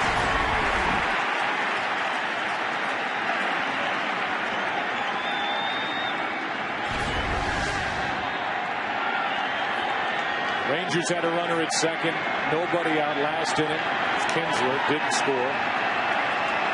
Second and third, 1 out here with Cruz up. He popped up, and now Kinsler pops up into shallow right. Cody Ross ends the inning. And another scoreless frame put up by Matt Cain has not allowed an earned run this postseason. 1-0 after 5.5.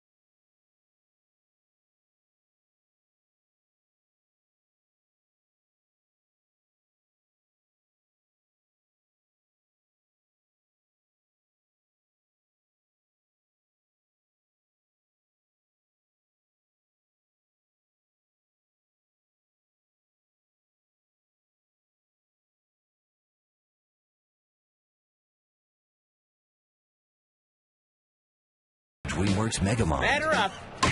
In theaters Friday, November 5th. Rated PG. Our AT&T trivia question. Who holds the record for the most doubles in a single World Series? The answer, Pete Fox, who had 6 doubles as the Detroit Tigers right fielder 76 years ago in the 34 World Series against St. Louis. Man at the plate, Freddie Sanchez, already has 3. That was a World Series won by the Cardinals. Game 7, Dizzy Dean won 11-0. And that was the game in which Ducky Medwig was taken out of the game for his safety. 2 strikes on Freddie Sanchez. Can you imagine that happening today? No, I can't either. We talked last night about how back in 1904, John McGraw, manager of the Giants, refused to play in the World Series because he didn't like the American League president. I don't think that could happen today. No. McGraw played in the American League and didn't like Van Johnson and said, no, we're good. We're not going to play in the World Series. And how about the party going on out of McCovey Cove? Leading off the inning, the count's 1 ball, 2 strikes on Freddie Sanchez.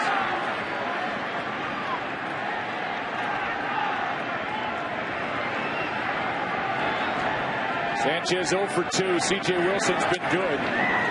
Matt Cain has been even better. Cain now has gone 19 2/3 innings this postseason without allowing an earned run.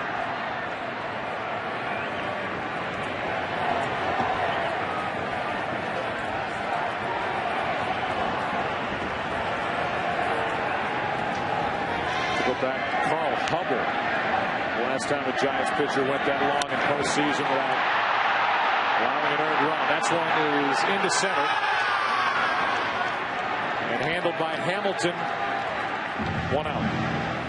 Tonight's Pizza Hut player favorites delivered to you by Pizza Hut. Your favorite moments deserve your favorite pizza. C.J. Wilson. There's his Twitter account if you want to follow him. And he wants to be a professional auto racer. And Ken Rosenthal is with us, and he's been tweeting all day, Ken. That's right, Joe. Most pitchers don't talk to the media on the day they start. But C.J. Wilson did use social media today. He tweeted a few times, including once from the team bus. Now, his username, Straight Edge Racer. Straight Edge is for his straight edge lifestyle. No drugs, no alcohol, no promiscuity. Racer is because he aspires to be a professional auto racer. Thank you, Kenny. Player favorites delivered by Pizza Hut. Your favorites delivered. 1 out, nobody on. 1 ball, 1 strike.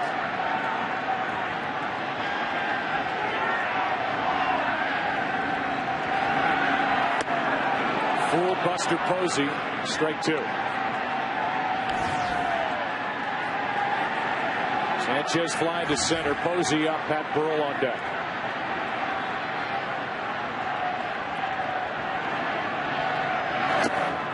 Two and 2.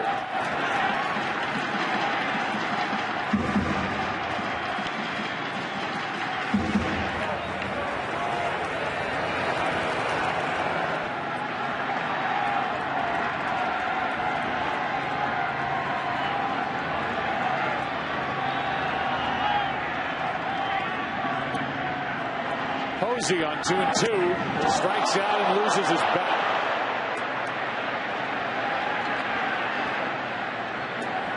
Into the seats. And we had this happen last night. Just about the same section. Yeah. It does not appear that anyone is injured. The bat is not, generally speaking, is not as lethal as the ball being hit up in the stands. Everybody appears to be okay. Here's Pat Burrell. That was the 4th strikeout for C.J. Wilson, breaking ball for a strike. Good story on MLB.com today about how Bud Black has been a mentor to C.J. Wilson since C.J. was about 15. Skips in there. C.J.'s cousins went to school with Bud Black's daughters in San Diego. C.J.'s aunt begged Bud Black to meet with C.J. Said, As a kid, our family who's left-handed is pretty good. They eventually got together, played catch in the driveway. CJ was about 15, and Bud Black said he knew immediately that he had something. He was different than most. It's fouled back and out of play, strike 2, and Bud Black should know at a 15-year big league career, 121 wins. Angels pitching coach for 7 years, manager now for the Padres since 2007. They had that nasty 10-game losing streak this year, San Diego. But a fun year for the Padres, and they did it mainly with their pitching staff. Still 1-2 on Burrow.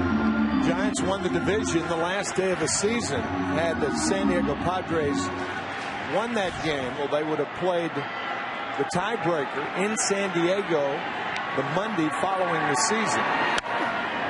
Another foul by Burrow.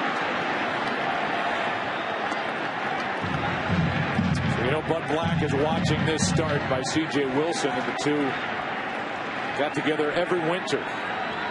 C.J. was starring in high school, and after his days in high school, grew up in Southern California. Here's a 1-2.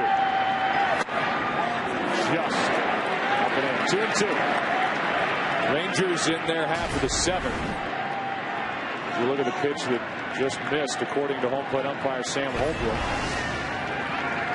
with the 6, 7, and 8 hitters, anybody gets on, most likely a pinch hitter.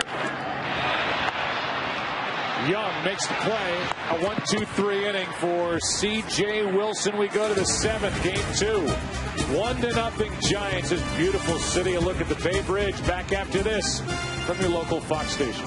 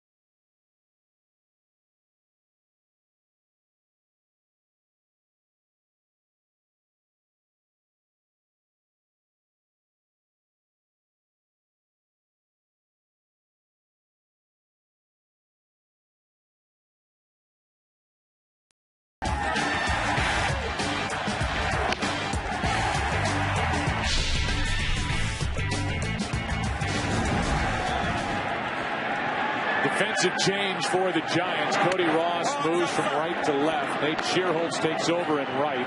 Pat Burrell's night is finished. Shearholtz will bat in his number 4 spot in the lineup. The Giants add to their defense behind Kane, who's been awesome. 1 ball, 1 strike on David Murphy, who's 0 for 2. Texas missed a scoring chance in the 5th. They had 2 on with 1 out in the 6th. Warren O'Day gets loose. If any action starts for the Rangers in this inning, they'll have to pinch hit for C.J. Wilson. 1-2, 2-1.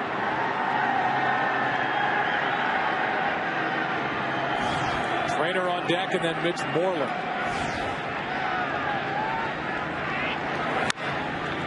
That is down the left field line. Long run for Cody Ross. 1 out. And Murphy is 0 for 3. A Geico in-game box score for Texas. Only 4 hits. 1 for Young, 1 for Hamilton. Those came back-to-back last inning. Texas didn't do anything with it. Then the leadoff double off the very top of the wall by Kinsler in the 5th. He was stranded.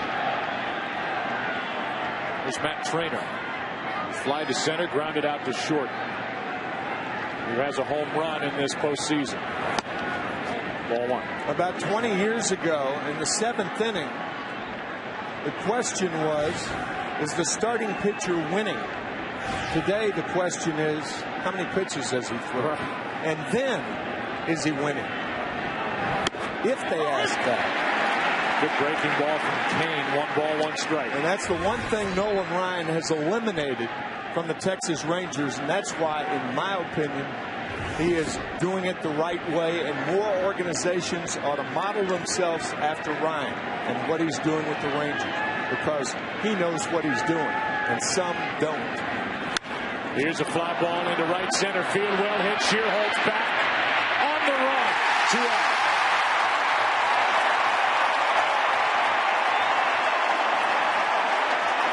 Bruce Bochy again puts Shearholtz in the game, and Shearholtz makes the catch.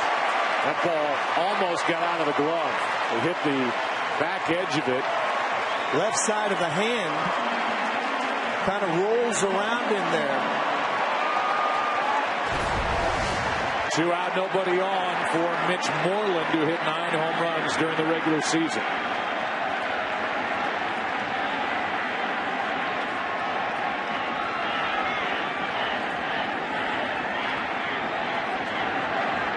A 1-0 game in the 7th. Giants leading this World Series 1-0. Ball 1. Series will shift to Arlington on Saturday night. And they know how to make some noise in Texas. What a scene that was when they clinched the AL pennant. Texas beat the Yankees. That place was shaking. Giants and the Rangers will experience that on Saturday night. 1 ball, 1 strike. 2 out, nobody on. Strike 2 on Moreland.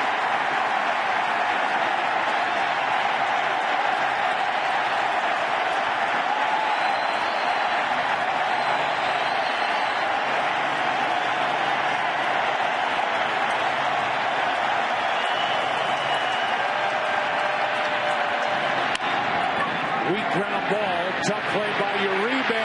Got it. Matt Cain, 20 2/3 innings pitched. No earned runs this postseason. And he's winning. 1-0. As we move toward the bottom of the 7th. By way of a game summary, Renteria has provided the game's only run with his 2nd career postseason home run in the 5th. There are the numbers for Matt Cain. No earned runs in 20 2/3 innings pitched. Here's that play by Uribe. If he doesn't get it, Renteria would have been hard pressed on a backhand to come up and get the out. Moreland out by a full step.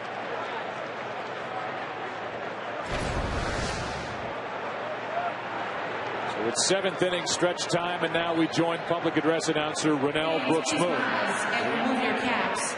Performing God Bless America, representing the U.S. Army Civil Affairs and Psychological Operations Command, combat veteran, Specialist Kristen Day.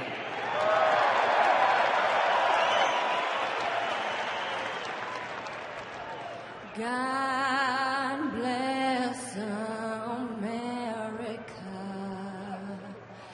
land that I love.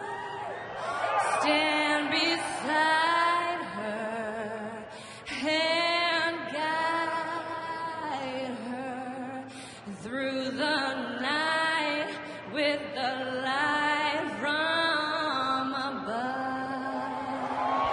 From the mountains to the prairies to the ocean wide with foam. God bless America, my home sweet home. God bless America, our home sweet home.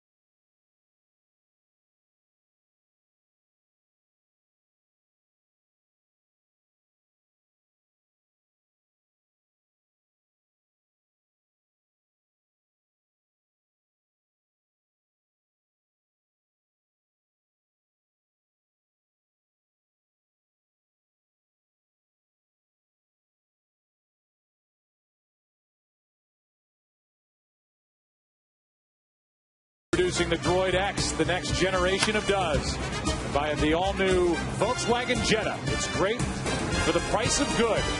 That's Das Auto. Bottom of the 7th inning. And the great one is here, number 99, Wayne Gretzky. Four-time champion. His name's on the cup 4 times. Here's Cody Ross. 1 for 2. Only run of the night, a 1-out home run by Renteria. He was batting in the number 8 spot. Strike 1.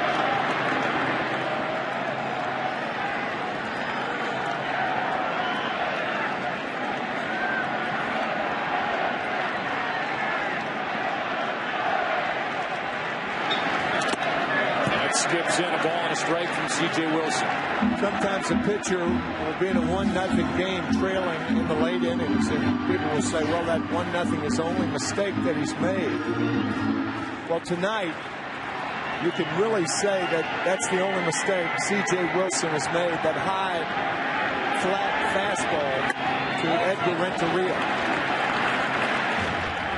Sometimes the guy is trailing 1-0.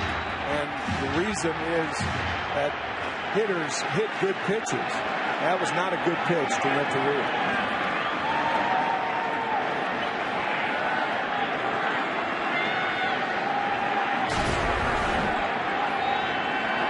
Right up in the letters, inside part of the plate, and you could see the reaction of CJ after that home run, a little delayed reaction.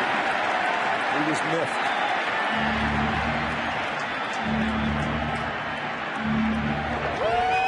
Cody Ross with a count in his favor, 3 balls and a strike. Left-handed hitting Aubrey Huff on deck.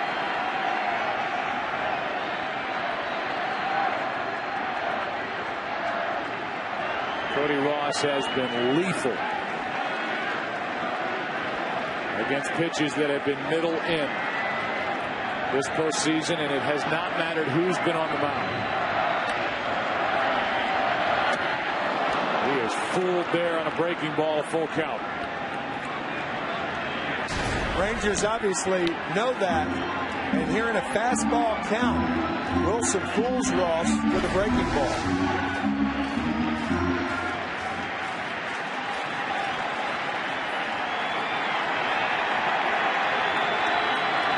Another one.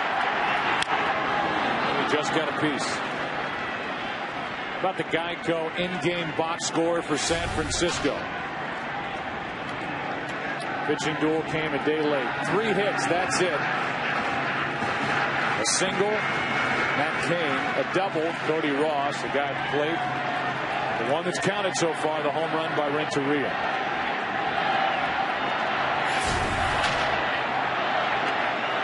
Three-two.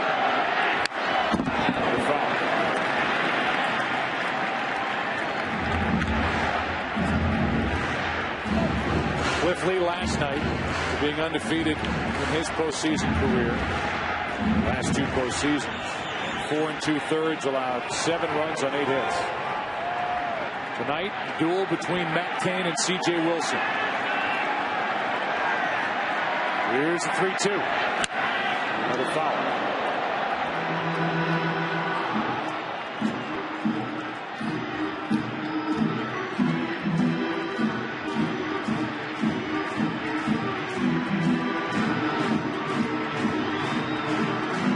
Come up on the top of the hour, 7 o'clock here in the West. 10 o'clock in the East, that's us. Joe, Tim, and Kent as Ross is in a battle now trying to get on. The count was in his favor, 3-1. 4 straight foul balls with a 3-2 count. Yeah, Matt Trainer out to talk to Wilson. And you may have noticed that C.J. Wilson has shaken Matt Trainer off several times.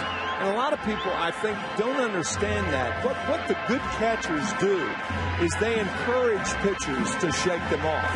And a lot of fans, a lot of writers, a lot of broadcasters, they don't understand. They think if you're shaking them off, that you're really vehemently disagreeing with your battery mate. That is not the case. The good catchers encourage guys. I mean, after all, they're the ones who make the pitch, not you. Another breaking ball, and this time it's down and in for a leadoff walk.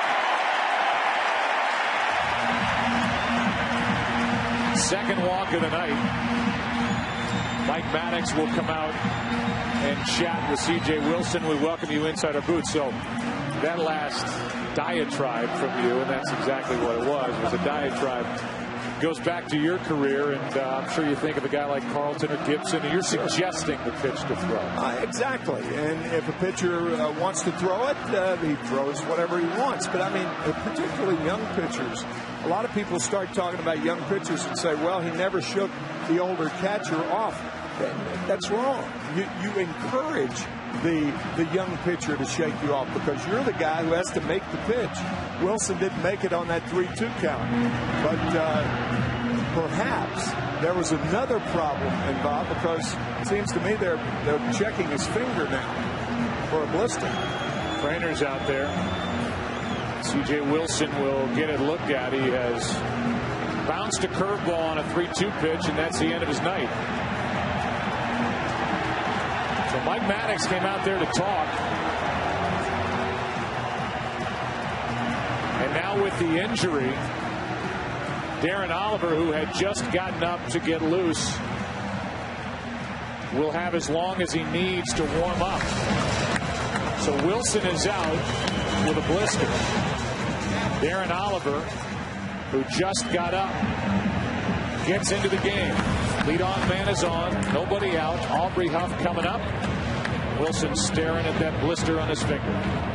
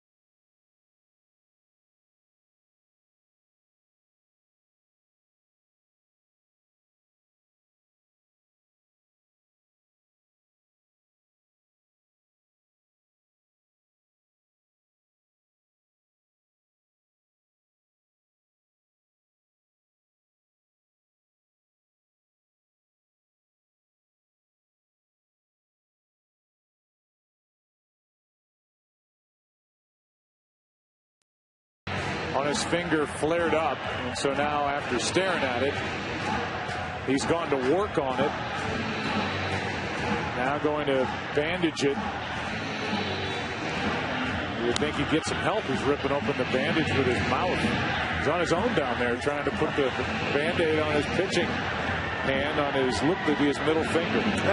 It's kind of what we were talking about on that 3-2 count. It's a fastball situation, and he shook off his catcher, Matt Trainer, several times to throw the breaking ball. So perhaps the reason he was shaking off is he didn't want to throw the fastball. Nope, don't want that pitch. Nope, because it may hurt me when I throw that pitch. And he did that several times and ultimately ended up walking Cody Ross to lead off the seventh. So Darren Oliver had as long as he needed to get ready. And here is that 3-2 pitch. Actually one of them. That's what forced a 3-2 count. Then the foul balls and then the walk. And so the leadoff man is on. Aubrey Huff will bat. 0 for 2. Ross is on, and Darren Oliver. He's one of the relievers and has been one of the most dependable guys in the league for a while now. Takes over. Breaking ball on the inside part, strike one.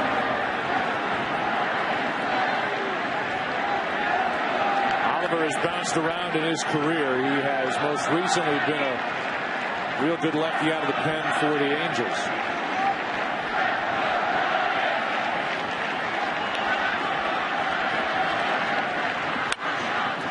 pass to first. That is a fair ball. Down to second is Ross. 1 out. The ball in front of the first base bag is usually called by the home plate umpire. Watch the home plate umpire delay. First base umpire Bill Miller ultimately makes the call, but really the home plate umpire has the best shot and should have made the call.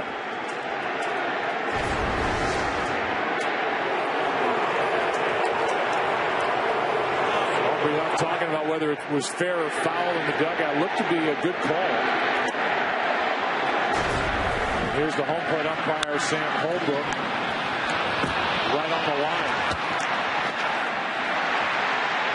Home plate umpire Sam Holbrook did not make the call, but it appeared to me that it was his call and not Bill Miller at first. Here's Uribe, runner at second, 1 out. And a little flare into right center field. That's a hit. Here comes Ross. The throw by Cruz. Not in time. Down to second, Uribe. 2-0 Giants.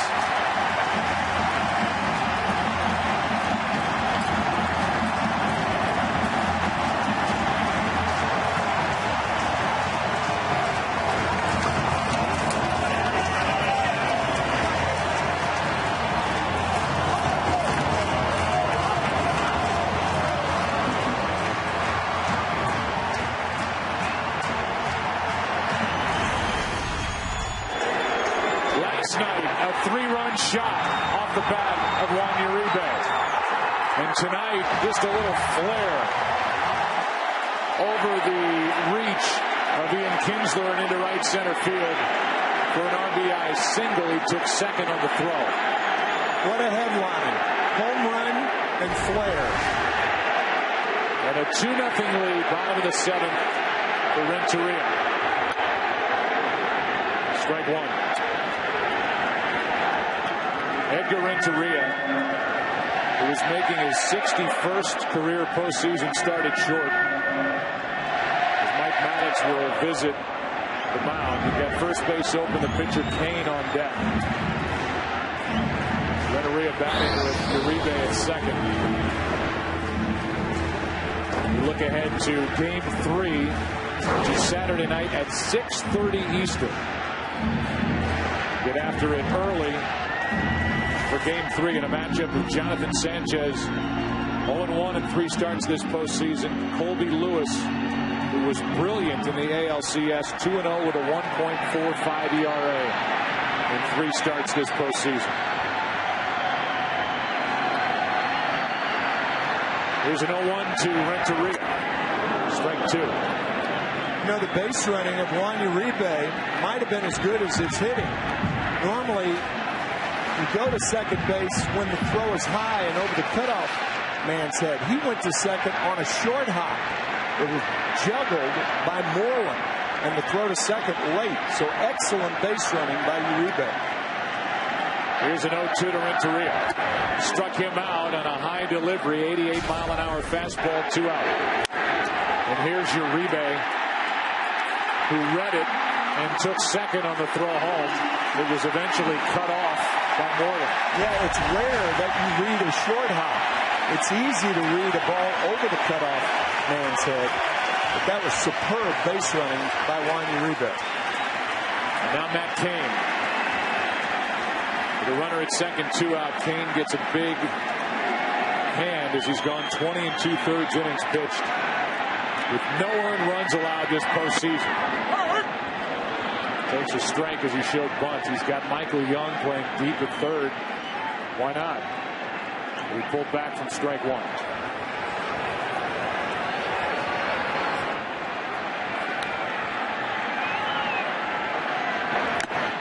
Give a good rip.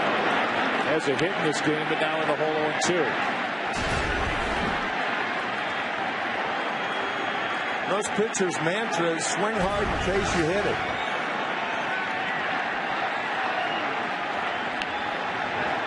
Two to count. Pinch hitter them back to the top of the order for the Rangers in the 8th. It's a ball. C.J. Wilson goes 6+. Allows 2 runs on 3 hits. Walked 2, struck out 4. Not a home run to Renteria.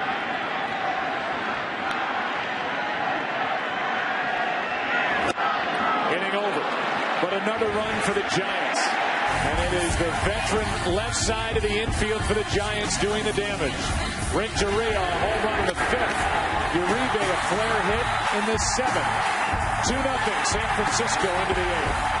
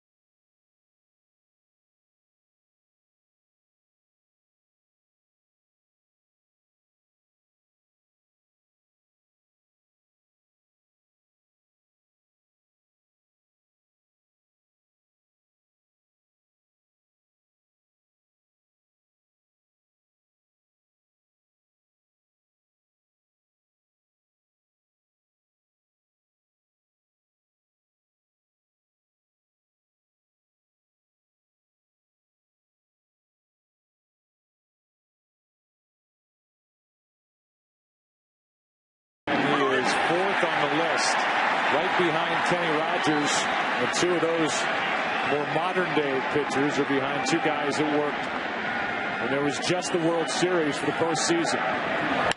Here is Bourbon grounding one to short, one away. What a gem being put together by Matt Cain. Oh, wow. Game 3 of the World Series on Saturday starts at 6:30 Eastern, 3:30 Pacific on Fox. Make sure to log on to MLB.com/Halloween and submit a picture to be considered for a special World Series of Costumes promotion. Winning pictures will be shown during the telecast of the game. Don't miss out this once-in-a-lifetime chance. Crockett and Tubbs. It's us from Miami Vice. Ball one outside to Andrews. It's game 3 Saturday night. Sanchez against Colby Lewis. 2-0. Javier Lopez has gone down to the bullpen to warm up for Josh Hamilton, who is 2 hitters away. Here's a 2-0. 3-0.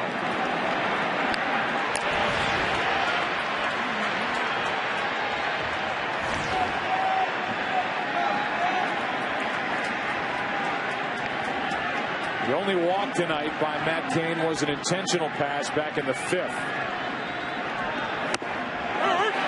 Andrews taking. Might as well take 3 and 1. That is absolutely good strategy. Make him throw 2 strikes in a row. He does. And he does. Full count.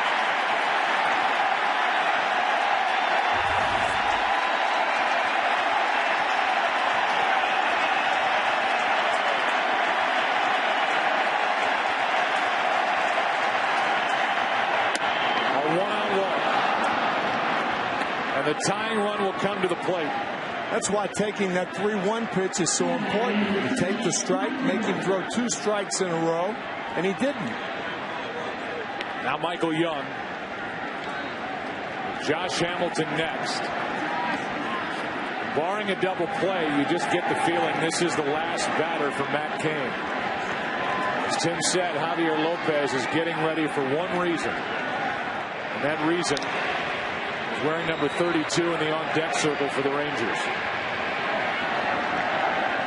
1 on, 1 out. Andres takes off. Throw down is dropped by Renteria. Giants had a chance to eliminate Andres, but Renteria, who got over there, dropped the throw. When Buster Posey was in college, he was a pitcher and threw 94 miles an hour. He has a cannon to second base. And Renteria simply dropped the ball, trying to make the tag before the catch. I think he may have taken his eye off the ball and looking at the diving Andrews. It is a steal, and it is the 8th stolen base for Elvis in this postseason. Throw beat him. Renteria missed a chance for a big second out here in the 8th. Young, big rip, strike 2.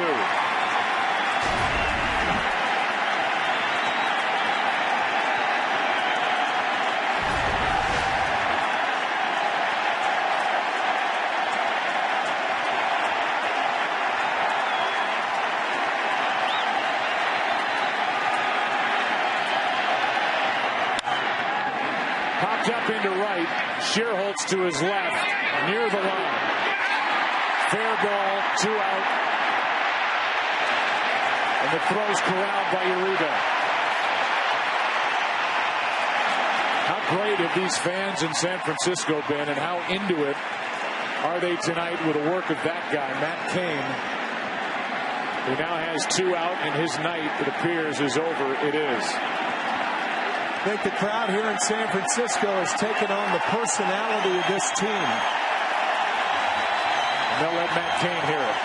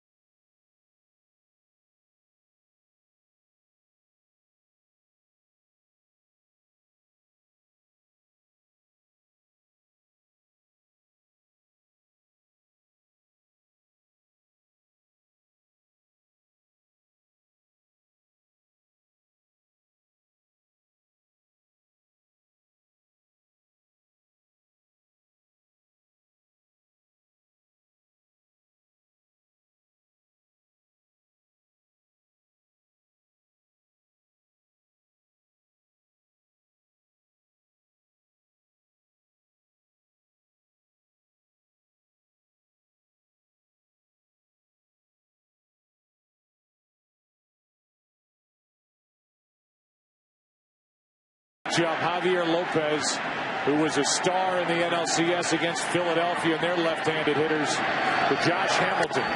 Strike one. Lopez in there for one hitter.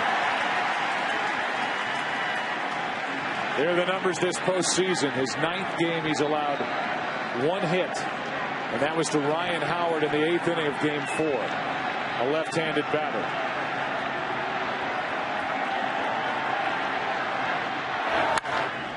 Fly ball into right center. Lopez has done his job. Torres does his. And it's still 2-0 into the bottom of the 8th. Buster Posey is coming up, 3rd for San Francisco in the bottom of the inning. Catch the new comedy from Warner Brothers Pictures, Due Date. You can stay tuned for a sneak peek coming up.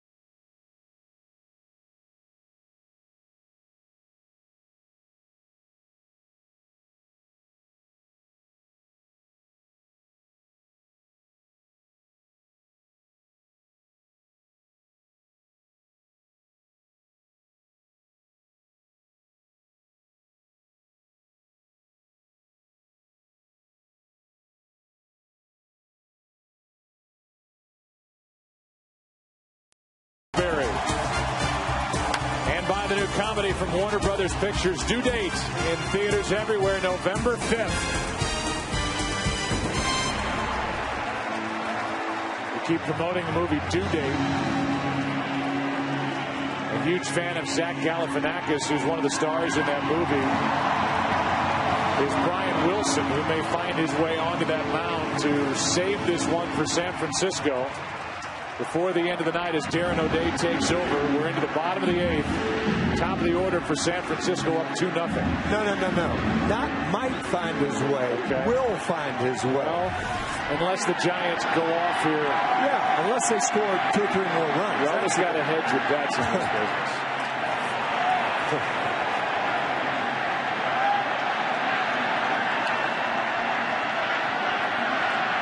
Torres is 0 for 3.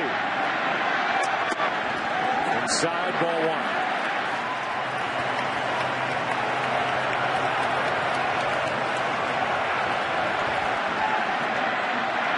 Brian Wilson's about to get up and go to work in that bullpen.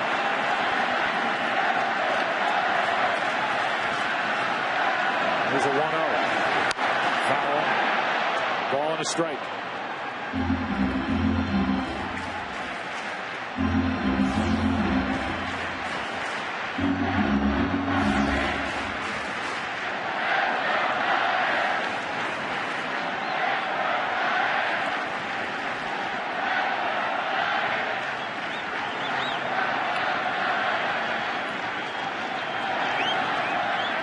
1-1 pitch. 2 balls and a strike. Not too often that you have right-handed hitters coming up. 2 right-handed hitters and a left-hander warming up in the bullpen. I think Ron Washington's thinking that if Torres gets on, he's a threat to run, bring in the left-hander. On the outside corner, 2-2.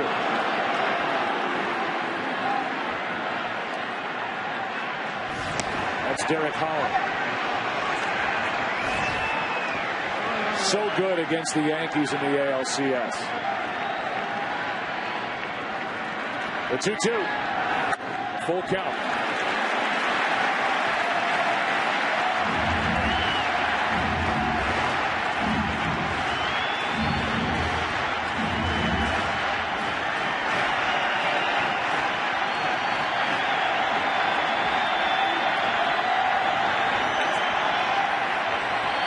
The 3-2 pitch from O'Day, who pitched here last night.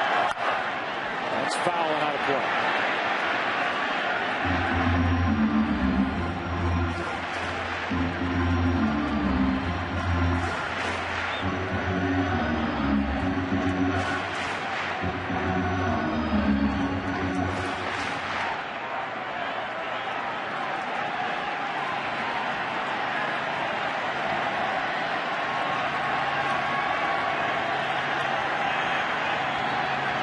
Torres trying to reach for the first time tonight. 3-2 pitch from O'Day.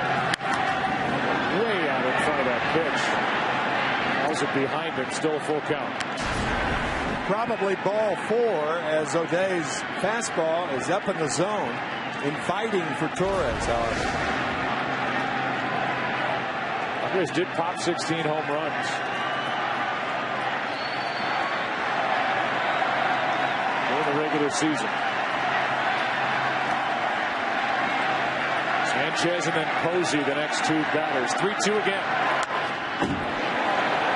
They're going to spoil it. 78-mile-an-hour pitch.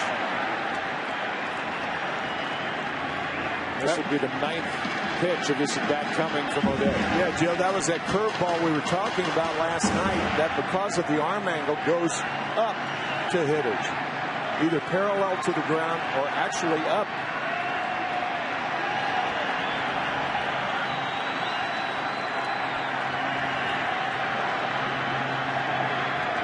Another 3-2 and a strikeout. Chased it. 1 away in the bottom of the 8th. Our Blackberry game summary. Kane has been unscored upon in the earned run department this postseason. Rangers in the 5th came that close to a lead here in game 2. Kinsler was stranded. Edgar Renteria went deep in the 5th. And then Juan Uribe doubled the lead with a flare hit into right center in the 7th. Lopez got out of the top of this 8th. The breaking ball is in for a strike to Freddie Sanchez. Now Brian Wilson is working in the bullpen with Cruz, Kinsler, and Murphy. The 4, 5, and 6 hitters coming up, starting 2. Texas Rangers have been shut out only 5 times this year. Top hitting club in the majors this season. That was Vladimir Guerrero, who is on the bench and available for Ron Washington here tonight. 2 out. Back-to-back strikeouts from O'Day. The batter will be Posey.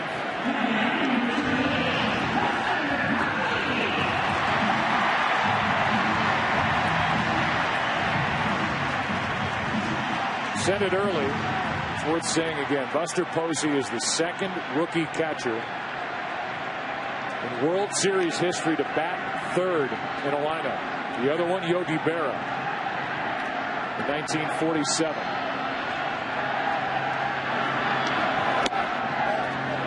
Ball 1. Vladdy Guerrero is starting to at least loosen up.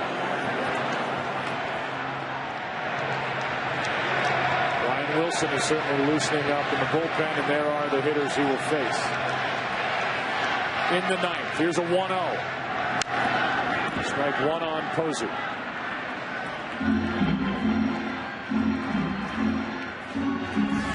Shearholtz, who has not been to the plate yet tonight, last night delivered an RBI single in the 8th. Took over for Burrell in the lineup. He's on deck.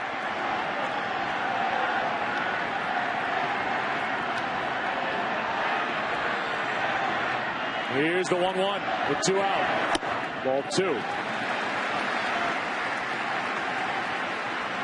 Nolan Ryan's club will be at home on Saturday night. Behind Colby Lewis, who spent 2 years pitching in Japan. Got a 2-year deal to come back to the Rangers. Team that originally drafted him, and they're glad they brought him back. That's off the end of the bat into center for a hit.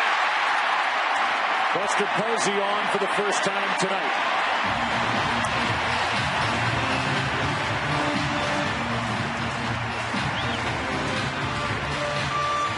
Well, he's got good reach at the plate. Buster Posey can get to a lot of pitches that are away from him. We've seen that throughout the postseason. Yeah, you don't think he can reach them. You wouldn't be able to reach them if you weren't thinking outside. And so Ron Washington will come to the mound, take the ball from O'Day, give it to Derek Holland with Shearholtz coming up.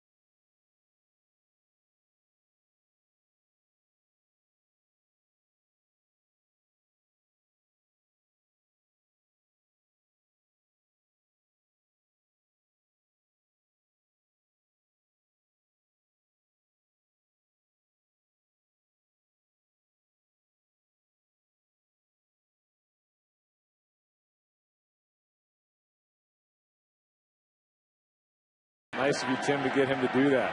Got a little talent, doesn't he? Oh, yeah. 16 years old. Are you kidding me? Would never kid you about talent like that. Runner at first, 2 out. And a pitch down and away for ball 1.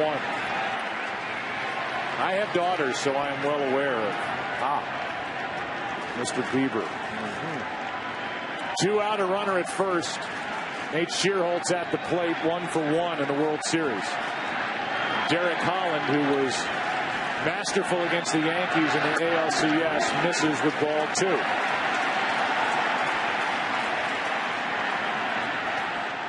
Mitch Moreland playing behind Buster Posey at first base. Buster's not a fast runner. No stolen bases during the year. That's why he's behind him. Here is a 2-0.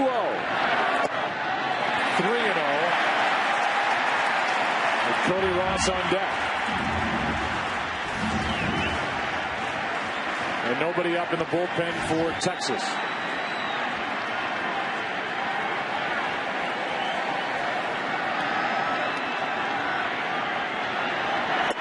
4-pitch walk, 2 on, 2 out.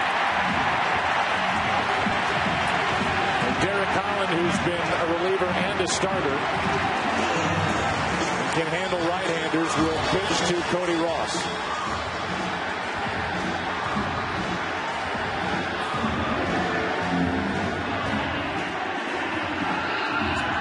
Ross has been on base twice tonight with a double, a walk, and a run scored.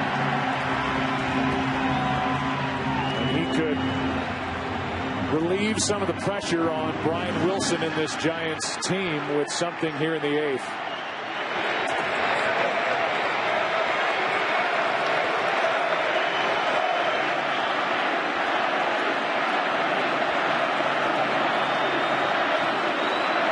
In case you're wondering, right-handed batters during the regular season hit .277 against Derek Holland.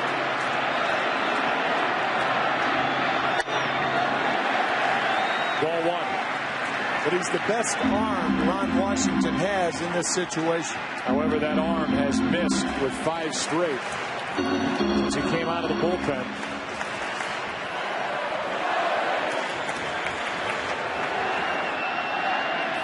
A 2-out hit by Posey off O'Day. A walk from Holland to Shearholtz. Now the 1-0 to Ross. That is 6 in a row. 2-0. Left-handed hitting Aubrey Huff on deck.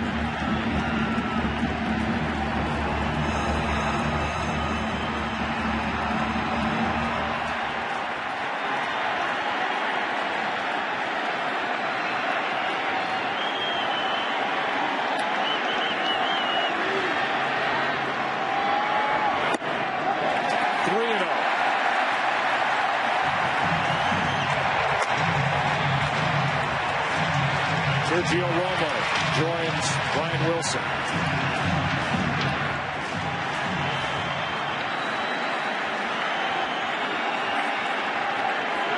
See if Bruce Bochy turns Cody Ross loose. I don't think so. After a pitcher's thrown 7 in a row, temptation to swing at a ball out of the strike zone. That is 8 in a row. With a miss from Derek Holland to load the bases for Aubrey Huff.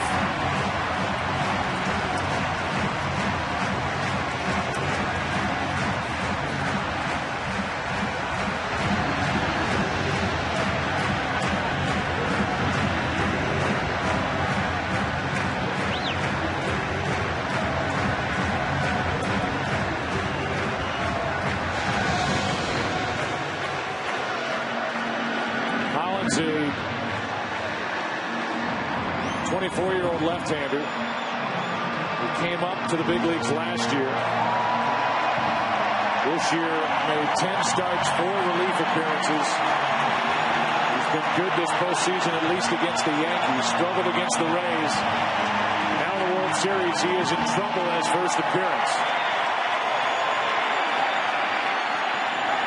Aubrey Huff is 0 for 2 in his career against Derek Holland. Bases loaded, 2 out.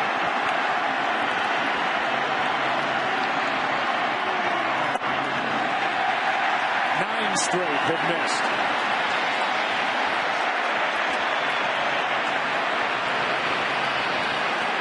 Now Mark Lowe scrambles to get ready. But it may be too late for Texas, already down 2-0. Wow, that's outside. 10 in a row. Squirted away from Trainer, who got on it. The count's 2-0 on Huff. And Elvis Andrus is going to come in and say something to Holland. He can't throw a strike.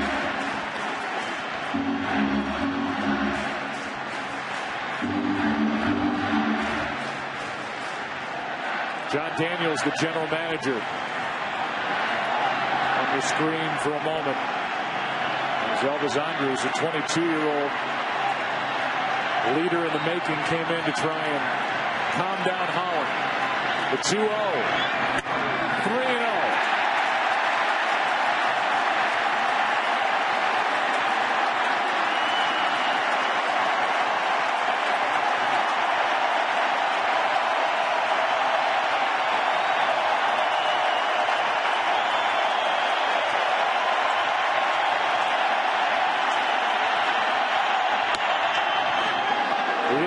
to throw it either. 93 miles per hour. It's 3-1. After 11 straight balls.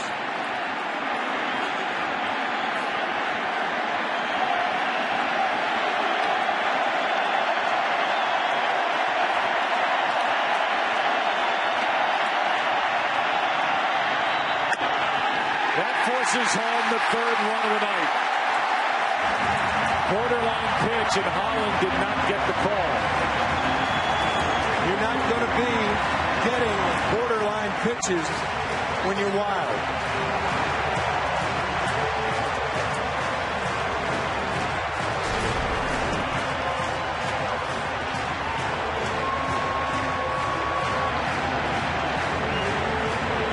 C.J. Wilson wondering where it missed. It missed high, according to the home plate umpire, Sam Holbrook. And now the base is loaded for Uribe, and he will face Mark Lowe.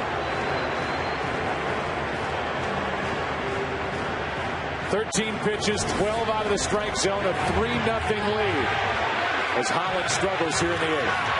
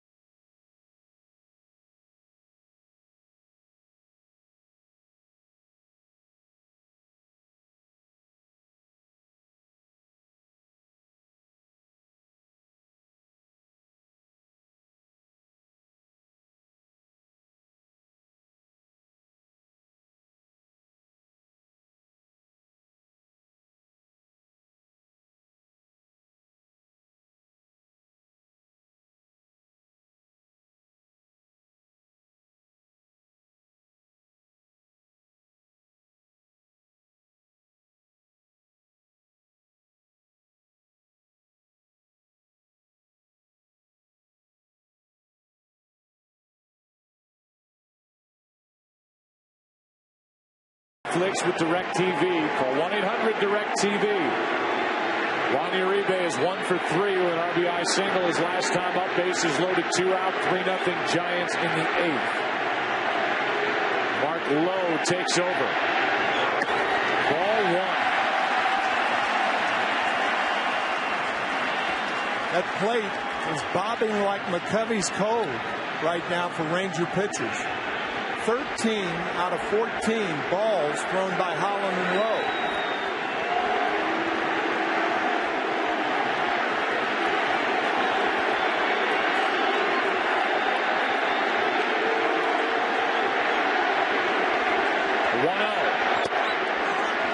A ball and a strike. It was an innocent little 2-out hit by Buster Posey. It brought in Derek Holland. He walked 3 straight to force home a run. He's gone. Will Clark, who has the last grand slam in Giants postseason history in '89, who is at the park, watches Uribe come up empty. Strike 2. 5 grand slams in the career of Juan Uribe. Season 4 out of 7 in this situation, backed up at a ball and 2 strikes.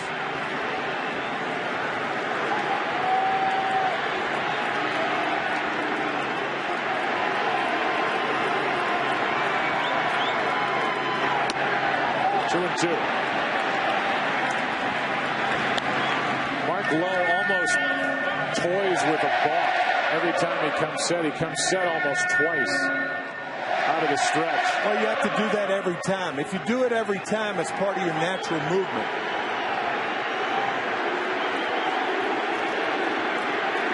Bases loaded, 2 out. Time called by trainer. If, however, you come set twice and then one time, once into the plate, that's a ball.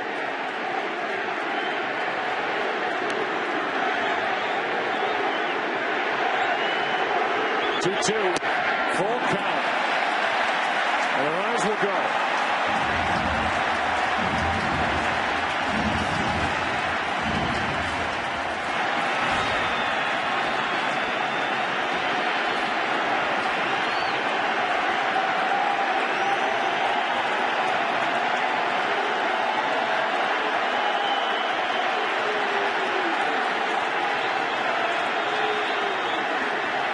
The 3-2.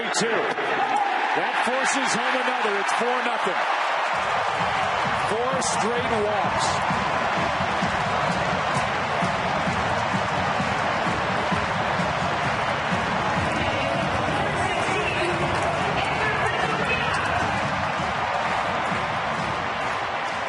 Runs on walks.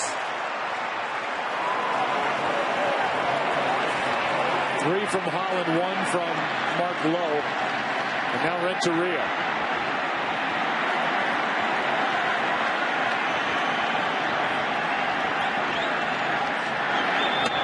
Ball 1.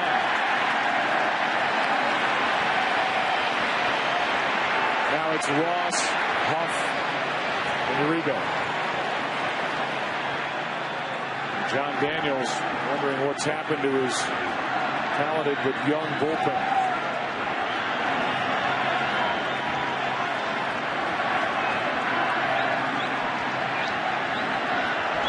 Here comes a 1-0.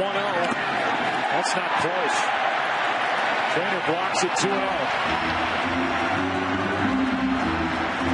And now Michael Kirkman gets loose in the bullpen, and Mike Maddox has been busy. It's a helpless feeling, Joe. As you look at Sergio Romo, your comment earlier that if the Giants scored a couple of runs, that someone other than Brian Wilson will be in there. I surmise that that's going to be the case. With the Giants up by 4 and out of save reach for Wilson, we'll see. But more pressing for the Rangers. It is just a helpless feeling for everybody, including the guy on the mound, when you're this wild. It's contagious.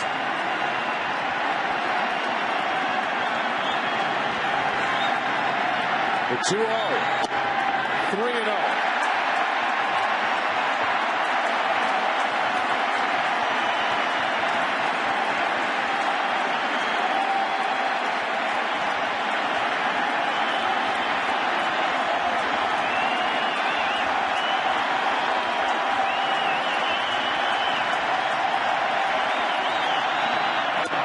Inside corner, 3-1.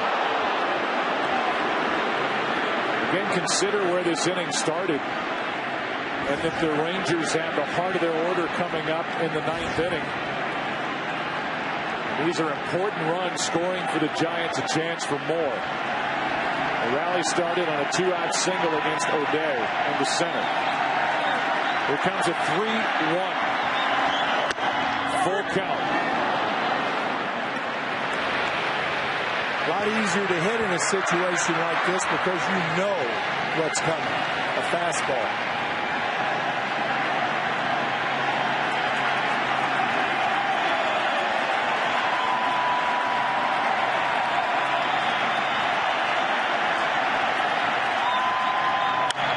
That's foul. Cody Ross, the runner at third, so hyped up, he put his hand up like he was going to knock down that foul ball. He did it from foul territory.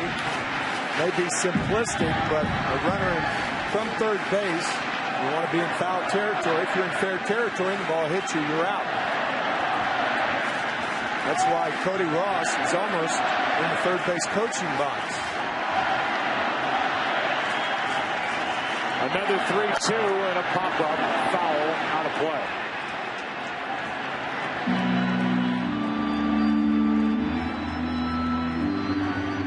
I'll tell you, I've seen a lot of guys lead off off of third base. I don't think I have ever seen anybody near the third base coach's box like Cody Ross is right now. He's closer to it than Flannery. Yeah. Now he's in it. Runners go. 3-2. Ground ball, base hit. Off the bat of Renteria. What a night for Edgar Renteria. 2 more runs. And it's 6-0 San Francisco.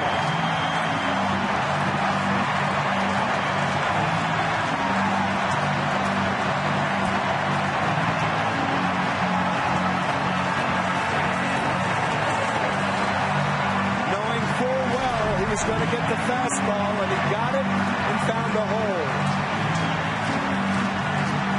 The guy from the third base coach's box scores along with Aubrey Huff.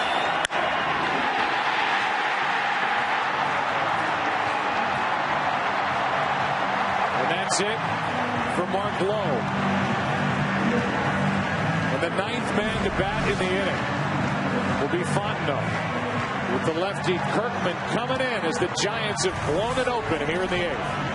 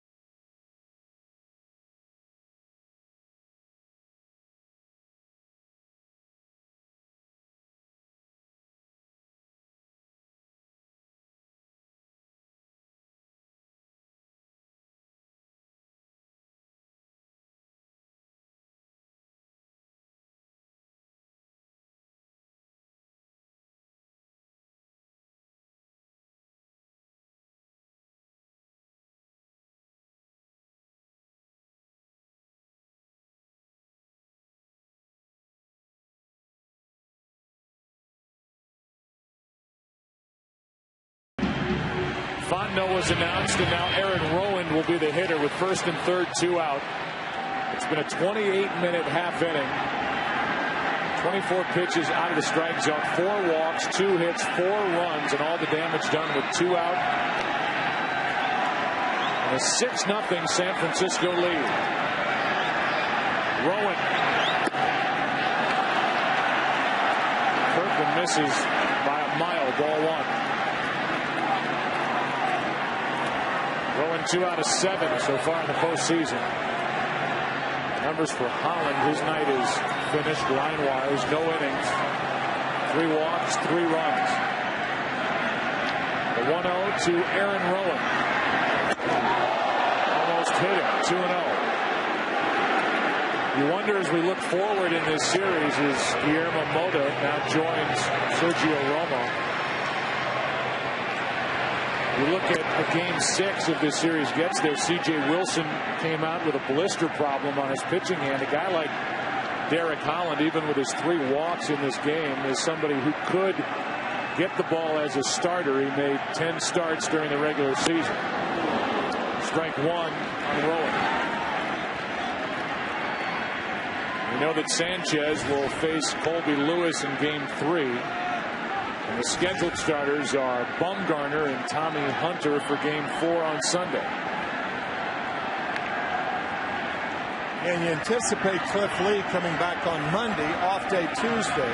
And perhaps that's a very good point. Perhaps Holland will be pitching on 6 in game 6 if it gets that far. And you wonder if the situation presents itself if a guy like Cliff Lee could come back on short rest and work in place of Tommy Hunter, who struggled this postseason. Lee didn't last 5 innings last night. Here's a shot into right center. Aaron Rowan has driven home Uribe. Here comes Renteria. He can walk home. It's a 2-run triple. It's 8-0 Giants in the 8th.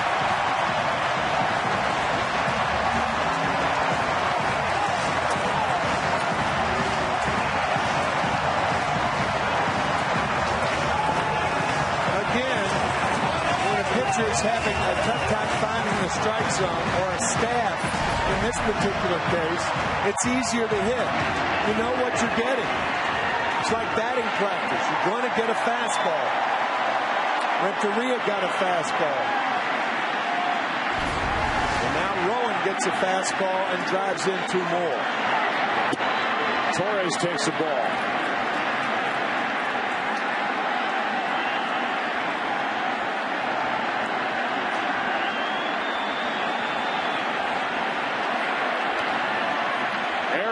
With a pinch hit, 2-run triple. It's 8-0. Strike 1 on Torres.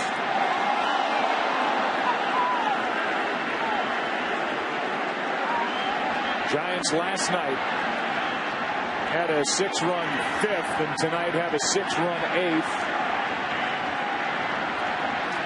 6 of their 7 wins this postseason have been by 1 run.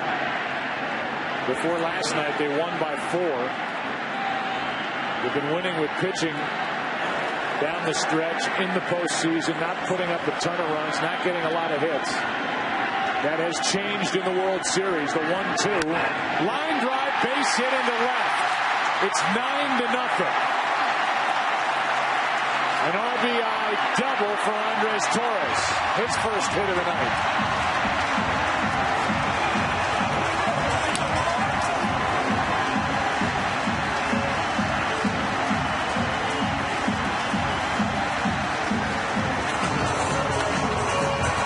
Giants are winning with pitching again, but not theirs.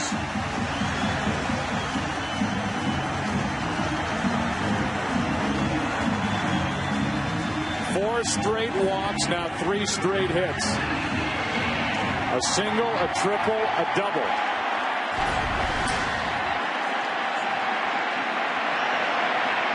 And this has been a nightmare bottom of the 8th for Texas.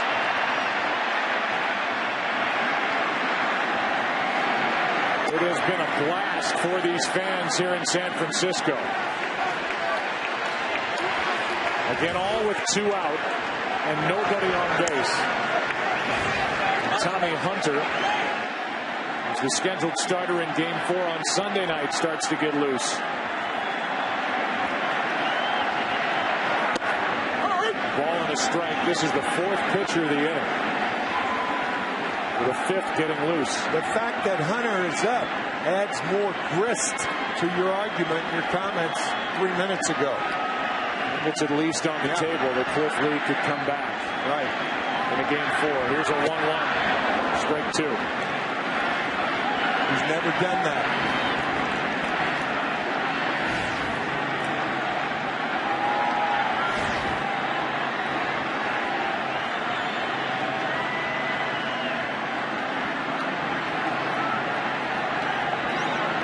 At second, 2 out, 1-2 pitch. And this inning is finally over.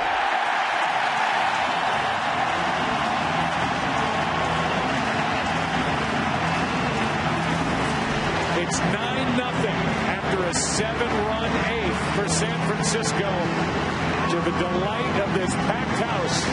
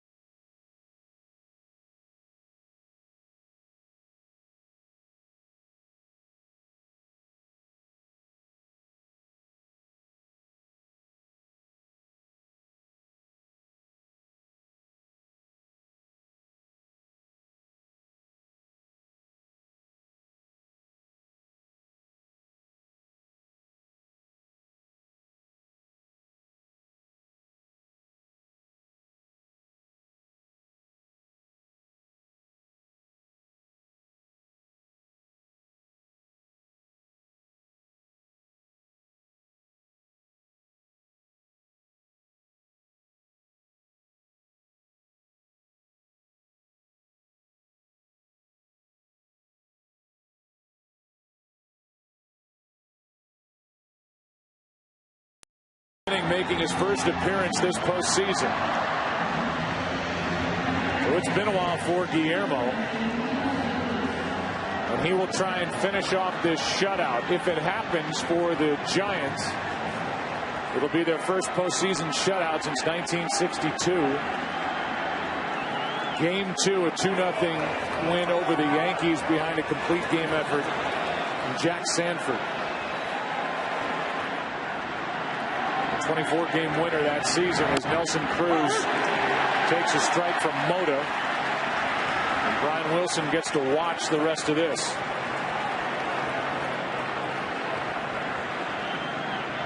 A 7-run bottom of the 8th inning has made it 9-0. Chopper to third, Uribe with a glove, the throw. 1 out. Cruz is 0 for 4. The Giants have played good defense in games 1 and 2.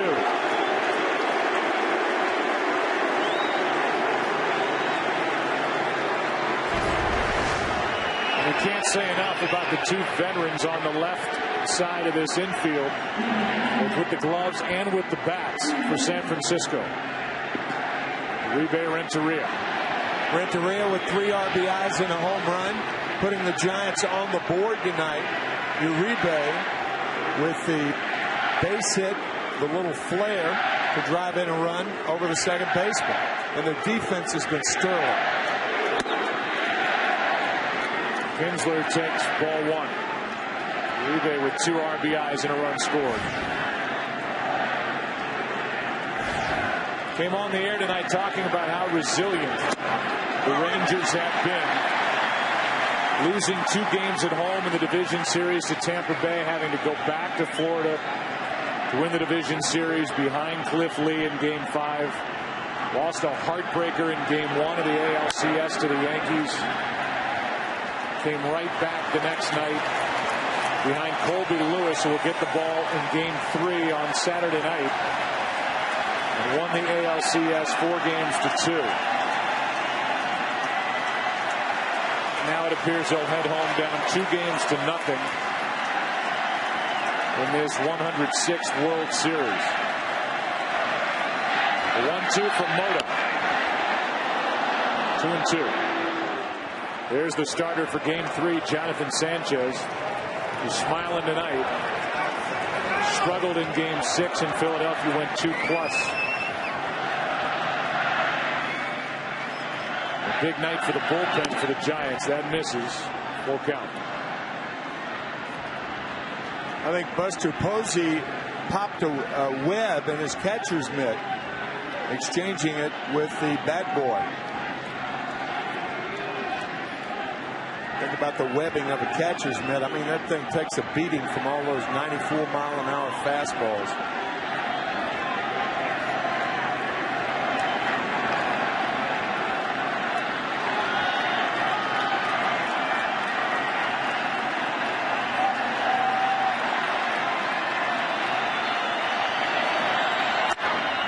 Little flare into right. Shearholtz. 2 out.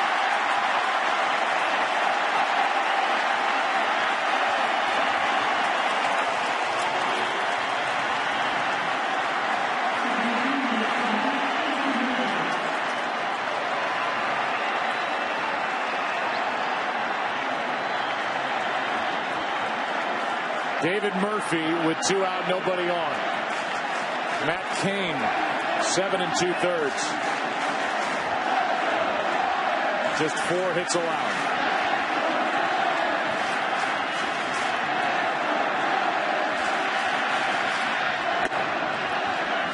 And a nice send-off this Giants team is getting as this series will go to Texas for Saturday night's Game 3.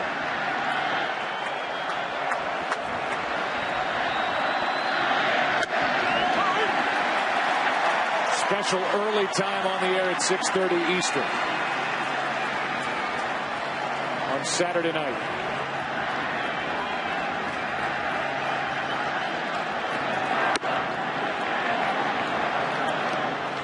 Two and one on David Murphy. Francoeur on deck. The Rangers never won in this park. It'd be 0-11.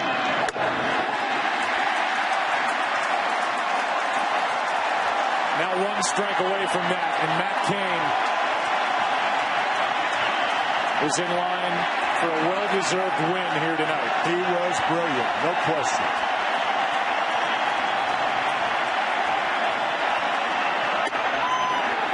Full count.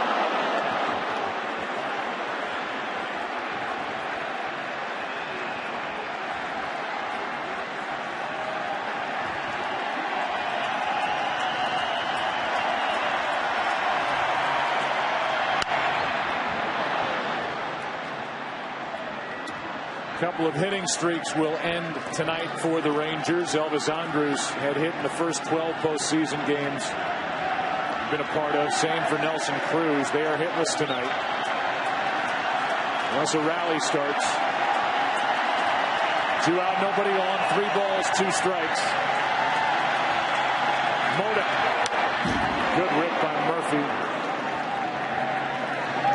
Guillermo, even without any work this postseason, has come out of the bullpen throwing hard.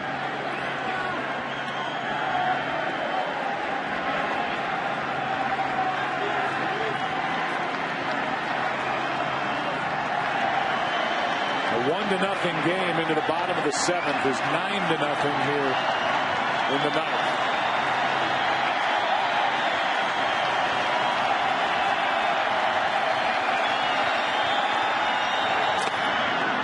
A 2-out walk will bring Francoeur to the plate.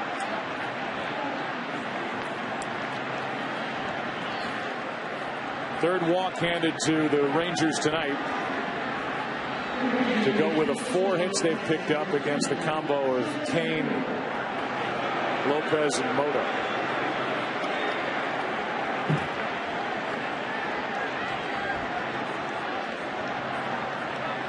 you're a Giants fan, there's a World Series fact for you. Teams with a 2-0 lead have won 40 of 51 best-of-7 series. Murphy takes second, strike one to Francoeur.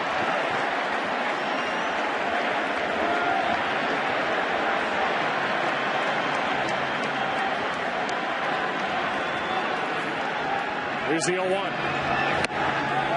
Ball one. Most people in a World Series game, most players will ask you to say something. Tell a friend hello, family member, whatever. Jeff Francoeur wanted me to say something, and I'll say it. That's into right. Say it quick. His beard is natural. Scherholtz with a final out. And the Giants win it 9-0, up 2 games to 0 in this World Series.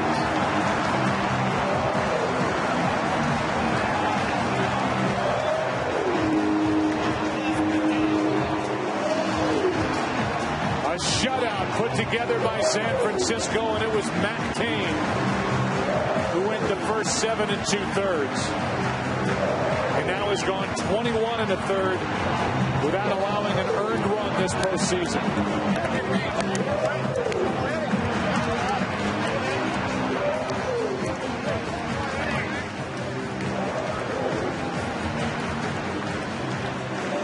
Three-hour, 17-minute game, and Bruce Bochy's team 2 wins away.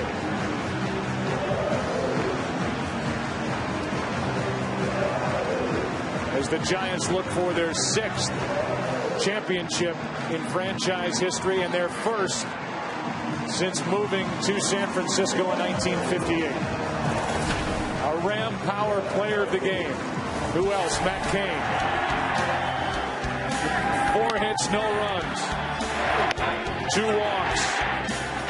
2 strikeouts. What a night for the Giants right-hander. Turned 26 on the 1st of October. Turned in a beauty in the World Series down to Ken Rosenthal. Thanks, Joe. Matt, 21 1/3 innings this postseason without allowing an earned run. Is it the extra rest? Is it the extra adrenaline? How are you doing it? I think it's a little bit of everything. Buster's doing a great job putting down the right fingers. He's calling the right pitches, and my defense has been unbelievable. They've been catching balls and doing great things behind me. So I owe a lot of credit to these guys. Ron Washington said before the game, the Rangers like to hit power pitchers. You're a power pitcher. What was your game plan? Just trying to get ahead of these guys. Trying to take some of the sting out of the bats. But my biggest goal today was trying to get them in in my situation where I was ahead in the counts, and that was really what I wanted to do today. Finally, what about the crowd reaction when you came out of the game? That's unbelievable. They've been doing this all year, and we love it. And this has been unbelievable. That they've been so great for us all year, and we love these guys. Thank you, Matt. Thank you, Edgar. Your first 3 RBI game of the season.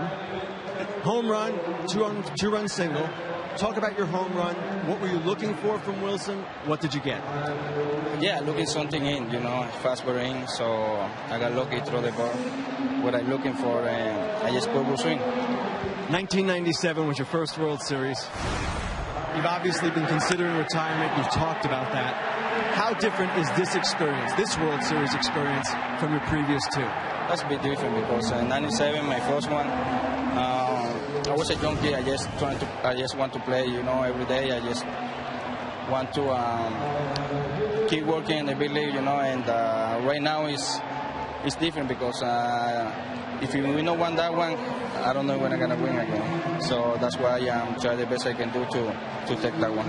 Edgar, congratulations. Thank you very much. Joe, back to you. I got to tell you, folks, Edgar Renteria is a prince of a person. Yes. From Colombia, shortstop, a World Series hero as a 21-year-old back in 1997, and a hero tonight. One of a couple for San Francisco here in game number 2. Matt Cain on the mound. Brilliant. Edgar Renteria with the bat. A big night. Chris and the guys coming up on the other